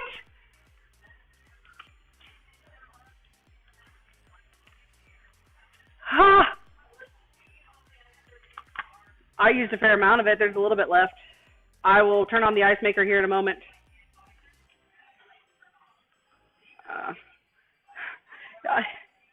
You know, I can kind of understand why they're a little put off. All right, cool. So, you don't want to like overfill them to the point where they're just like bursting out of their skins. Hush you. You just want to get them filled enough. Oh! Yes, but you want to also make sure that you have enough for all of your mushrooms. See how you get that beautiful color fairly quickly. Alrighty. So we are going over here. And we're going to get a slotted spoon. And yes, slotted is fairly important. Why? Because we want that bacon grease. Oh, those are almost done. We are wanting that bacon grease.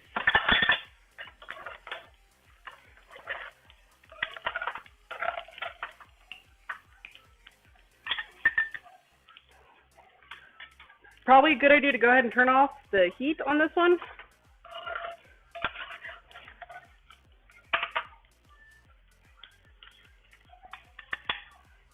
And just scoop it off in there and try not to eat it all.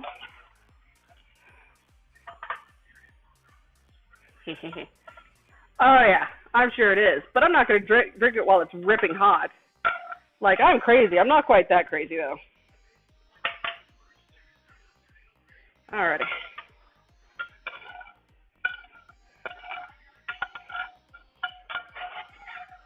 Alrighty. So that's all done. I'm going to set this right over here so it can start to cool. And in another pot, turn this back on.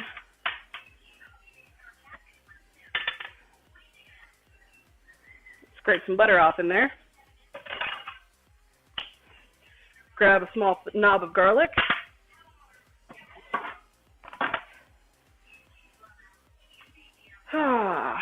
Grab a small knife.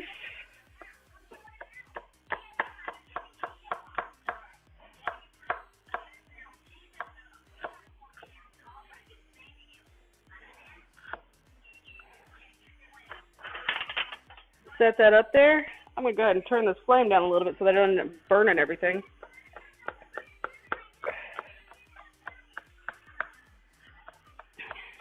And you just want to chunk up the garlic. You're only going to want one clove for this.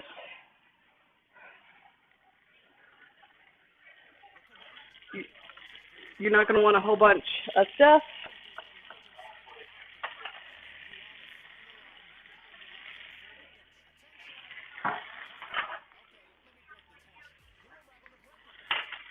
Alrighty. Maybe one more.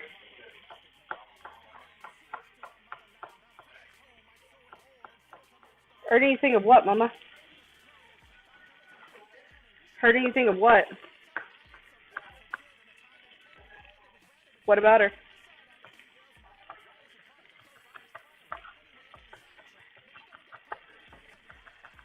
Alrighty. And we do that real quick. Let's scrape all that off. And give that a quick shake. A shake. And I'm not going to tell you which one to use, although there are some classics. You know what I'm making. You know what tastes good to you. And again, like I said, I'm not going to tell you which one to use. I'm not going to tell you which one not to use. That will be entirely dependent on your own likes and tastes. However, this is traditional for a lot of places, and it actually turns out a pretty decent result. Not the greatest in the world, but it does work. Alrighty. Go ahead and turn off the heat.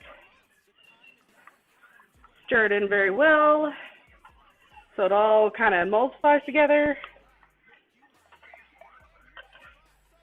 and set it aside. The wings are almost done. Our mushrooms will be going into the oven here shortly.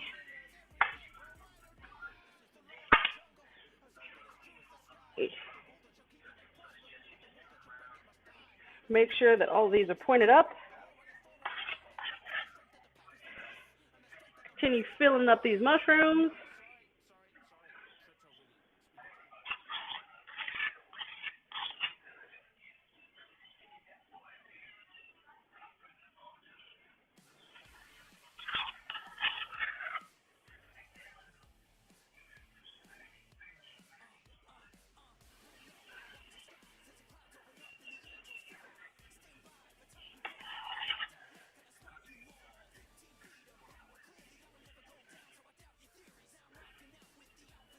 And just kind of knock it down.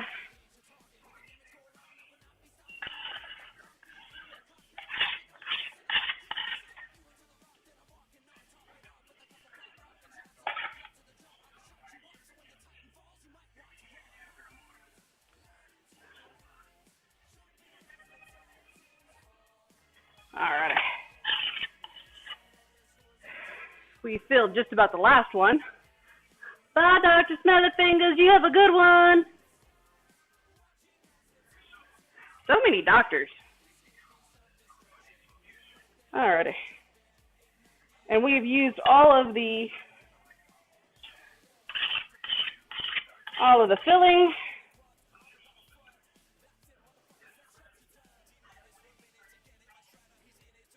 Alrighty.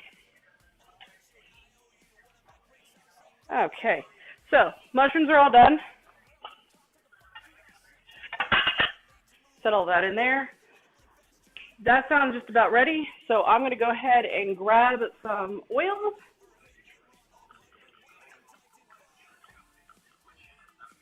And give these a quick kind of toss. I am not worried about me rubbing all of this off into the Great Ether or the Great Beyond. Why? Because it's pretty well stuck in there. Alrighty, so just toss them around, get them nice and coated as well as possible, and then tip them back upwards. Give them plenty of room to breathe or breed, whichever, your preference is.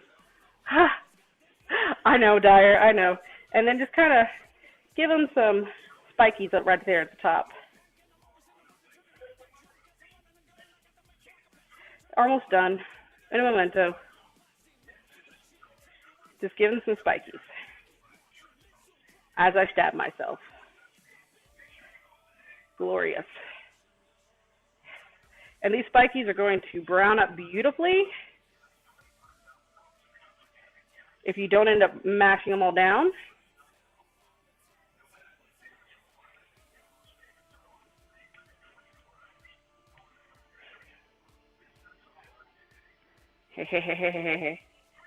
And then that is all you need to do, my dudes. You throw them in the oven, 350 degrees, about 15, 20 minutes, and you're good. You're golden. You're Gucci. All righty, these are done. So, I'm just pulling these out real quick, my dudes.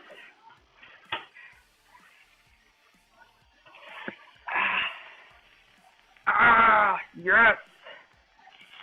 Look at that. Look at that. Yes. The crunch is real, my dudes. The crunch is real. You remember that pair of tongs I told you to get? And that you subsequently lost because you hurt the derp and forgot where you put them? Yeah, those. Yeast. Yeast.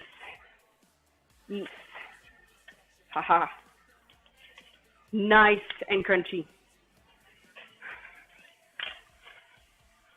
Alrighty. Grab a bowl.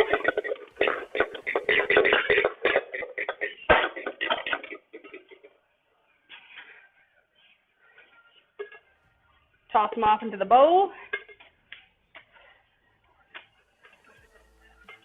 What? I'm not. I know you like your sweet whatever sauce.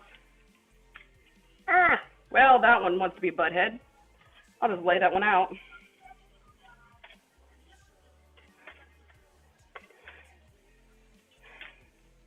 And just kind of pry them off.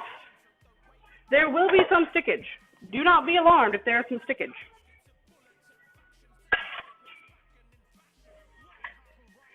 Remember that sauce we just made?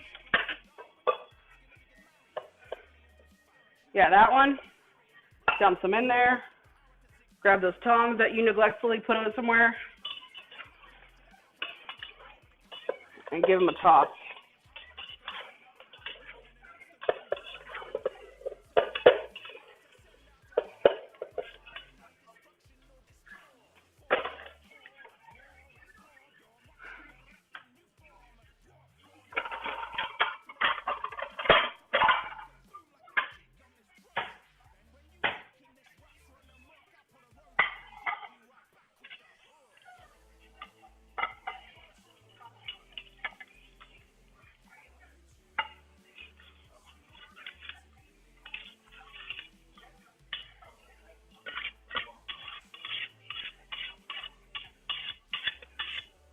Alrighty. And there you go, my dudes. That is what it is. Those are, yes, it does. Don't touch them until I can get some, where is my, there it is. It's right in front of my face. Alrighty, not a problem. See you here in a minute, my dude. Sorry that it was so late. I tried.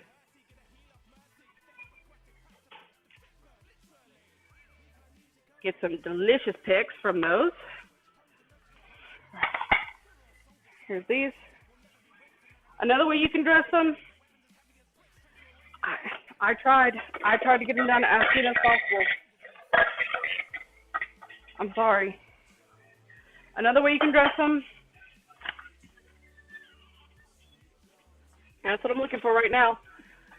If you're like my mom and cannot stand any form of heat whatsoever, in fact, even the word heat makes your tongue curl up and start screaming in distress, you have a couple of options.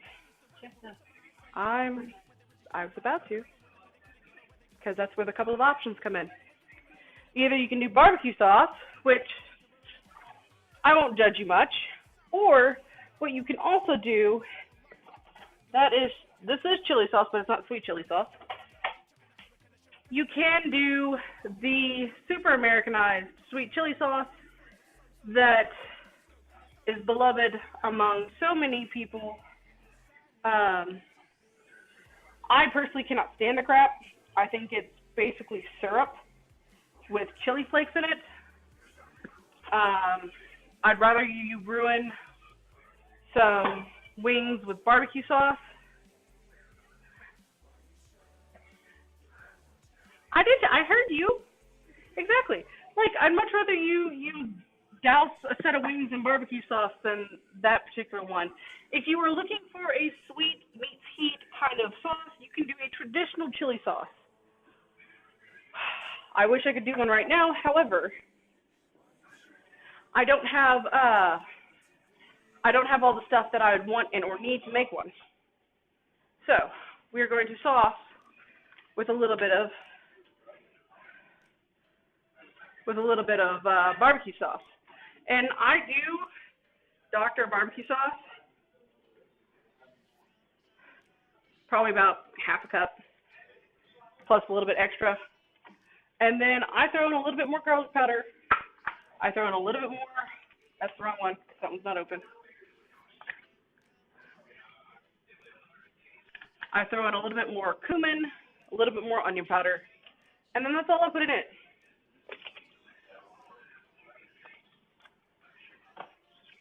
And possibly put a little bit of chili powder in it.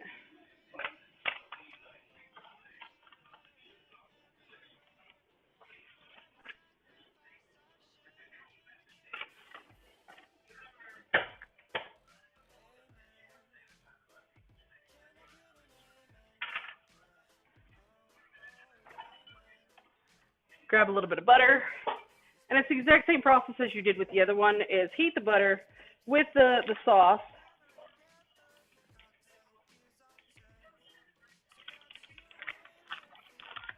Only probably about a tablespoon or so of butter. You don't need a whole bunch. Normally I would not tell you never to do that. However,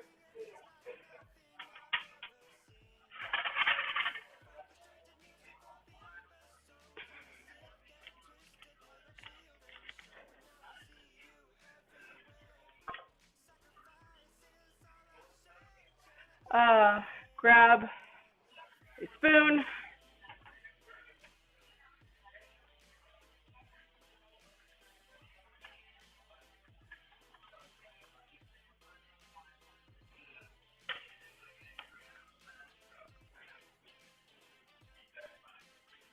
So grab another set of tongs.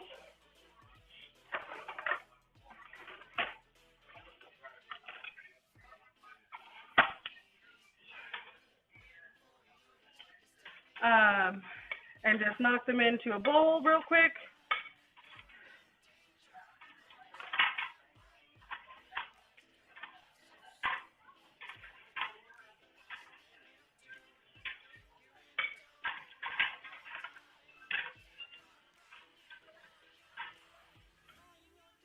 Alrighty. Knock it in there. Give it a quick little go around. I have not, as my mother has said, burnt it. In fact, I'll show you here in a minute exactly what I've done with it. I am legitimately just heating up the barbecue sauce with a little bit of spices that I put in there.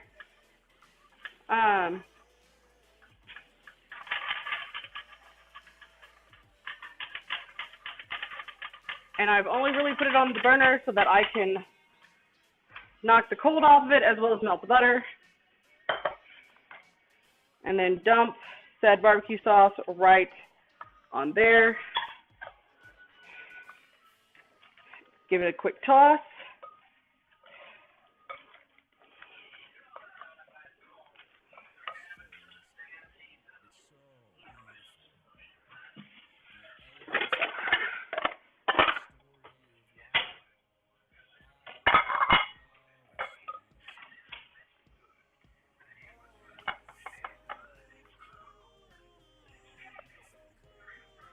All right, set right there.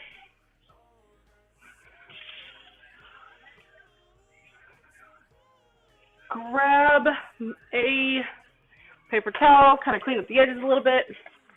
But by and large, overall, that is barbecue wings done mostly proper and not a single flight of a sticky, sickly, sweet chili sauce. As soon as I can find my phone, I will take pictures.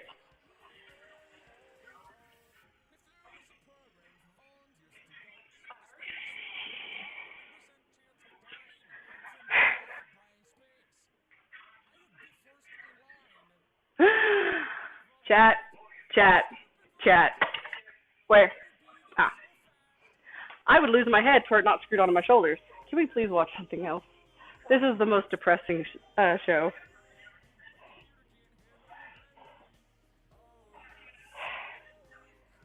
Alrighty. Alrighty, there we go. And that is barbecue wings for my mom.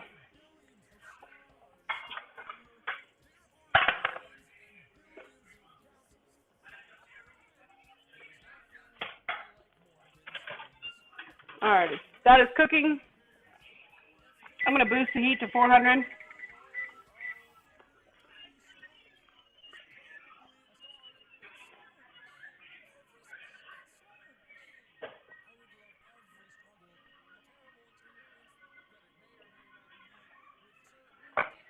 I said goodbye to Dyer, correct?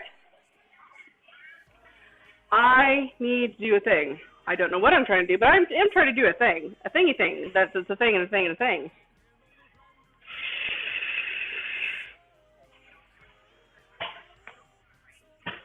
I know what I want to do.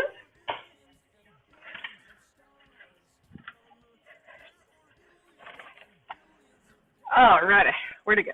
Yes, yes, yes, yes, yes, yes. So, what you may be asking is, what do I use all these recipes for? Besides the fact that they are some of my favorite recipes. These are things that I do to take to D&D. These are things that I do when I'm doing particularly long gaming sessions. These are things that I do when I have multiple people over at my house going, we want food! We want food! And I'm just like,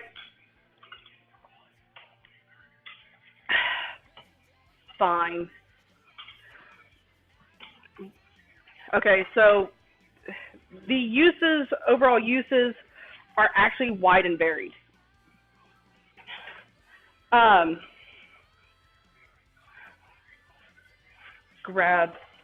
Throw that away. When you have friends that know you can cook, guess who ends up doing all the cooking? Right, Alter.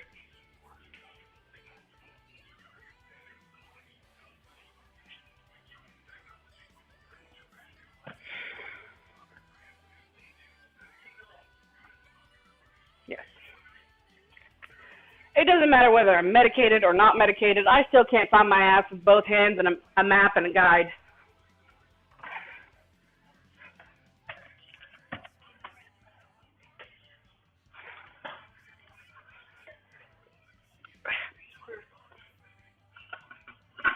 Well, considering I have a screw loose. Alrighty. Go.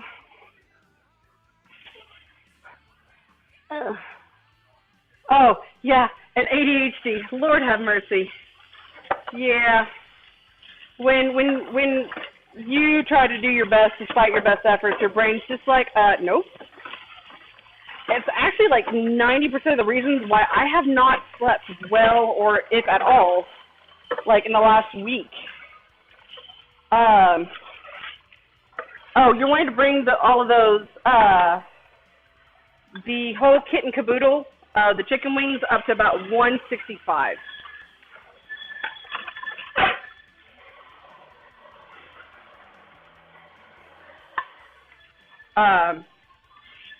It'll help out a great deal and get you all sort of sorted when it comes to that. I did mine at, I guess, what would be considered a fairly low temperature. At what I suppose to be considered a fairly low temperature. You can bump the heat up to about 400, 450 and get a much crispier skin than what I got without burning the shit out of your, out of the fat, and without murdering your wings. They will cook in a shorter amount of time. Mine cooked in about 45 minutes, but you will get a crispier skin and a much finer texture. I'm just super stubborn, and a lot of what I'm doing today, or at least I will say a portion of what I'm doing today, is experimentation. So we are going to learn together, chat. We are learning together of what will work, what will not work, and what you need to just go, fuck, no.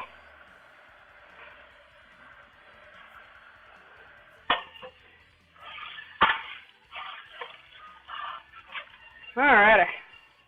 So, that is all done. Giving that a quick rinse. Moving that over. Alrighty. I just stepped on something that hurt. Going back to our jalapeno popper dip. As you can see, we don't have a whole buttload of it. But we don't need a whole buttload of it. We're going to add about half the bacon into it. We're going to reserve a little bit and just kind of move it in there. And then we're actually going to start worrying about the cheeses. Because we're going to need 3/4 of a cup of Monterey Jack, 3/4 of a cup of cheddar. You can use a mild cheddar or sharp cheddar, whichever kind of cheddar gets your cheddar cheddared. I'm going to wash my hands real quick because that hurt.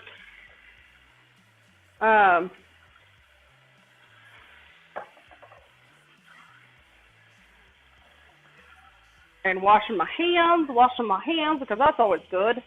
Wash your hands with every opportunity, chat. Not only do you get a nice tight skin over your hands, but you also dry them out, and in the wintertime, you get to find out exactly where each and every single cut on your hand is when you add sanitizer. So yes, onwards and upwards.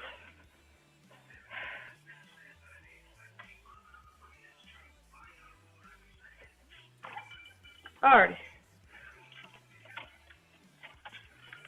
So grab this.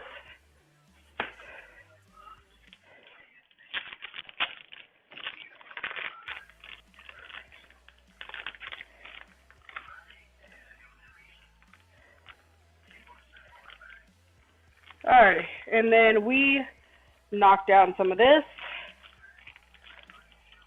Probably about that much.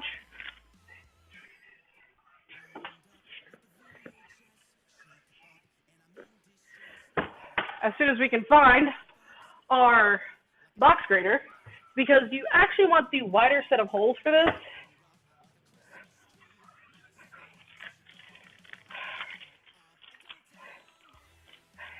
And this is just a Monterey Jack. Anyways, why I don't particularly want to do... Nobody asked for your opinion. Shut up. We're just going to make this nice and great with adding some cheese into it.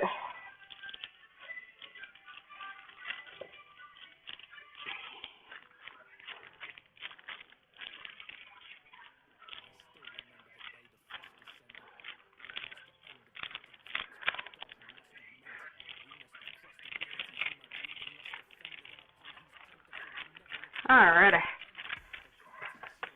There's that one. If you do it like this, make sure you don't catch the plastic, because while the Monterey Jack is very tasty in the food, the plastic is not. So yeah, keep that in mind. We're going to be doing more stuff with this.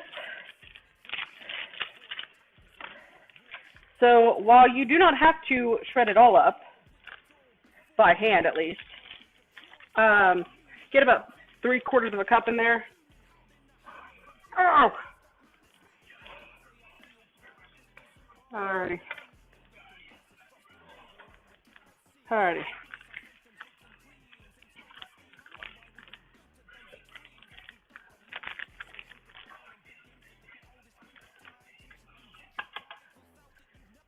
Slide that right down in there.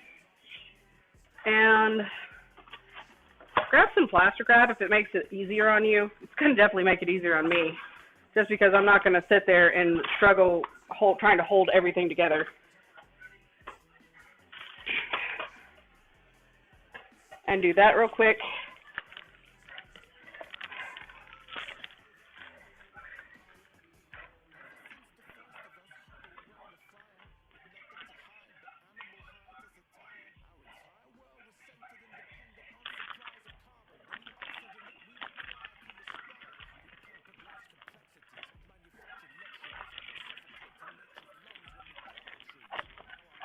Alrighty.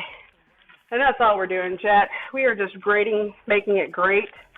Making this jalapeno bopper dip great. And having just absolutely shredding through this recipe, at least as best as possible. Knock that back in.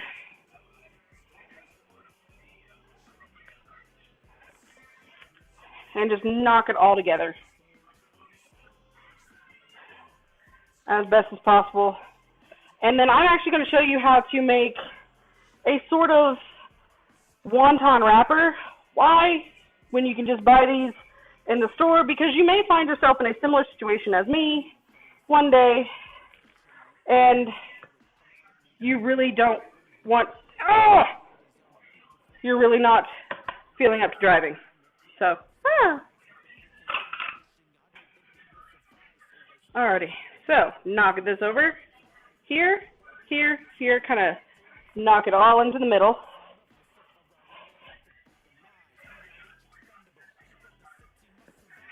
There we go. and just chunk it in the fridge and let it come to set.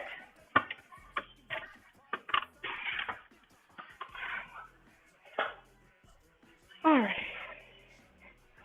So what I am doing now is I am grabbing what I can to shred this in an effective and well-to-do manner. And probably will also unhook my shorts from my ass, because for some reason that they feel safest crawled up right there. I don't understand it myself, but whatever. Why is that? What is that?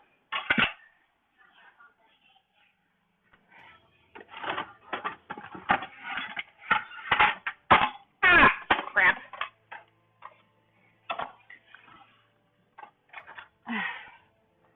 Alrighty.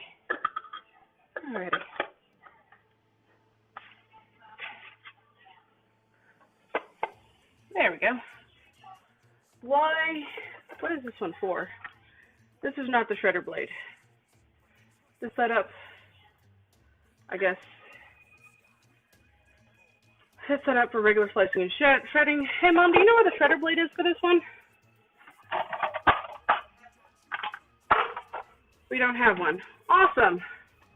Chat, please make a note of that we are going to also need to get a hold of a food processor that has a shredder blade. Because I got everything else but that. Cheese.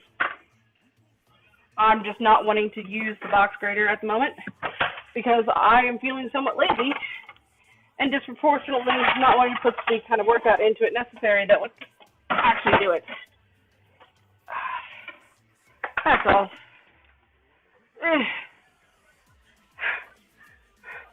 Ice cream, nice.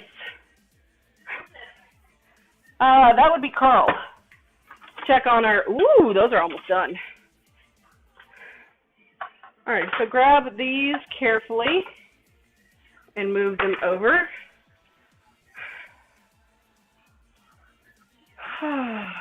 Grab a bowl and your box grater and finish shredding up all of your cheese. It's a workout. It is definitely a workout.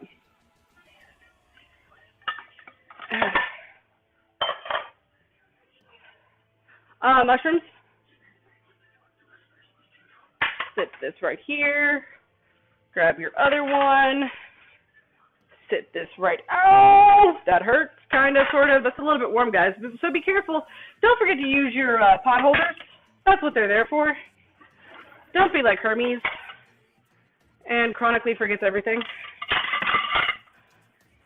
Alrighty. So yes, go ahead. You have roughly 2.5 or 1.5 pounds of cheese. Go ahead and just kind of hunk it up a little bit. Hunka burning love.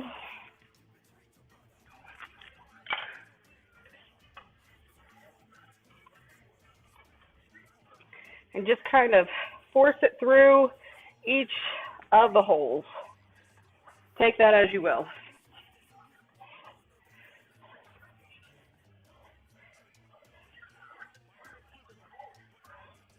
The grater? Yes, iron shredding it.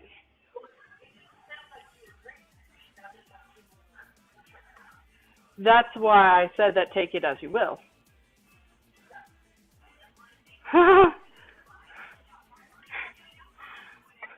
Yeah, that's why I have a whole bunch of stuff on my wish list that I'm wanting to get, and it's less a wish list, more of a I will buy this eventually, just give me a moment kind of thing.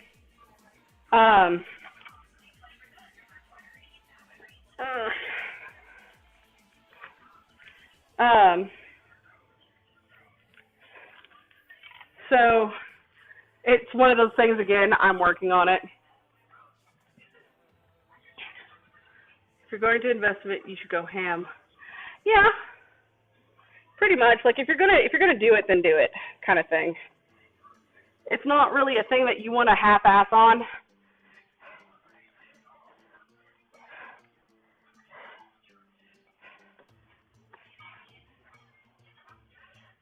You really just kind of want to go and get the most effective machine that you can get at your price point.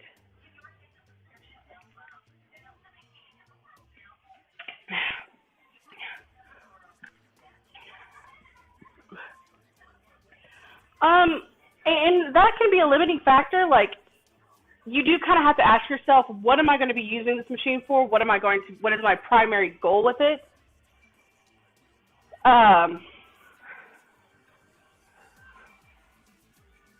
Yeah, like, and I have that as well because our actual ice maker only works half the time, if then. So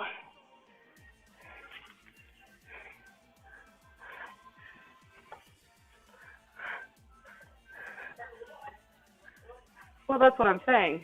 She was talking about a compressor ice maker, and that's what I was saying. So we have like the backup ice maker that we bought when we had like no ice maker. If nothing else, your arms will get a workout doing this. If you're somewhat competent, I, however, am not, so I just flail around a lot. And just kind of work all your way through it, and then you get your pound and a half of shredded cheese. Here in a minute, we are going to go sit outside for a minute, hit the vape for a bit, and talk and bullshit, which I think would probably help all of our outlooks for a lot. And then once I get the Monterey Jack shredded up, because when I do nachos, that's when you're compacted, and the doctor has to go clean you out.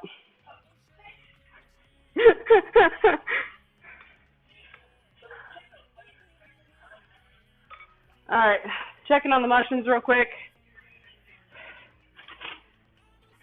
Oh, they are done. They are donezo. They are super done. Look at that. Go ahead and hit cancel on that.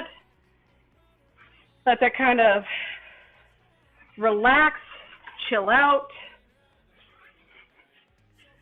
Grab a plate from somewhere, out of my ass, I guess.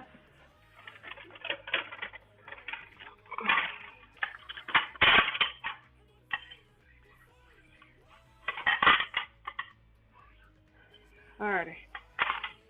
Shite.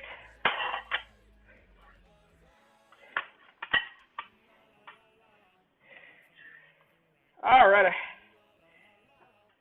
If you don't end up knocking all the stuffing off of it, or knocking the stuffing out of your mushrooms,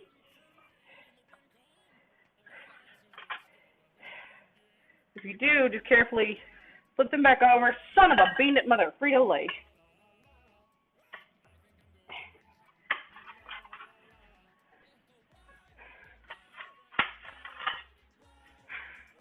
And those are our mushrooms, ladies and gents. Of course, when you make them, I suspect you will have a fair amount more, just because the nature of the thing. And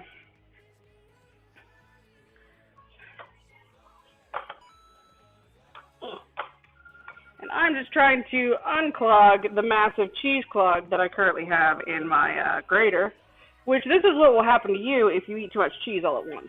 So keep that in mind, ladies and gents. Keep that in mind. Alrighty.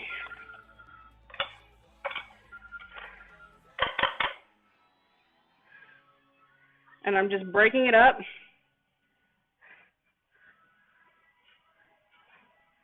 And knocking it out. That's all I'm doing. So this is also why they tend to measure cheese, and cheese like, thank you very much for the biddies, my dude. Thank you, thank you, thank you. Oh, really? What's that? I'm always willing to listen to good ideas, because I have some pretty stupid ones.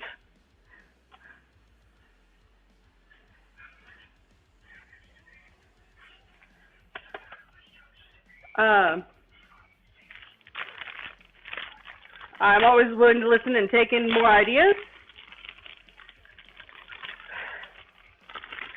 And that is definitely a thing I will more than likely be doing going forward. Oh, damn it.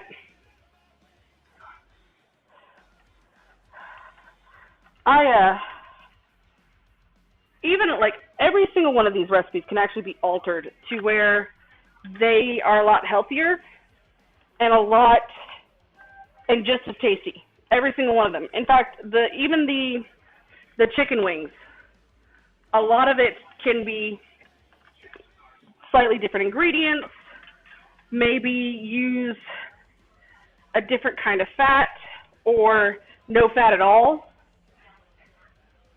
Elliot, why? Use different fats or no fats at all.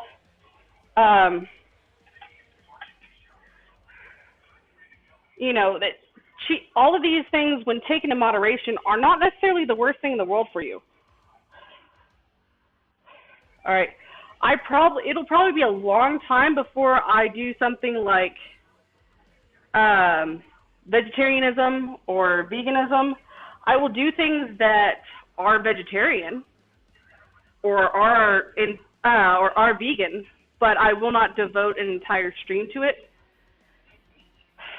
because I feel as if they take too many. They make too many substitutes to try to grasp the things that are easily doable if you actually use the things that do the things naturally. And if you don't want to use that, then don't use it. Like, rather than trying to replicate the thing, and I've actually had this rage quit before, rather than trying to continuously replicate the thing that you're craving, why don't you just have that thing less? Or not at all. You know, I know we've spoken of this before, Alter. And it's the same problem that I have with a lot of artificial sweeteners. It tries so very hard to do all these things, and guess what? It does none of them, and not even semi-well. And I'm just washing my hands right now. I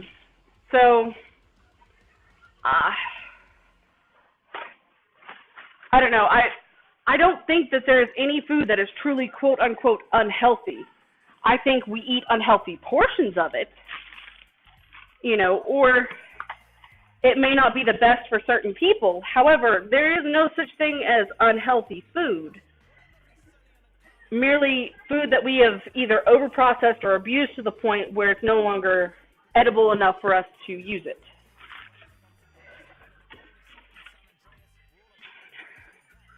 Now, that being said, I do have some caveats to add to this. All right. First caveat would have to be something like, hold on one sec. We're gonna have a quick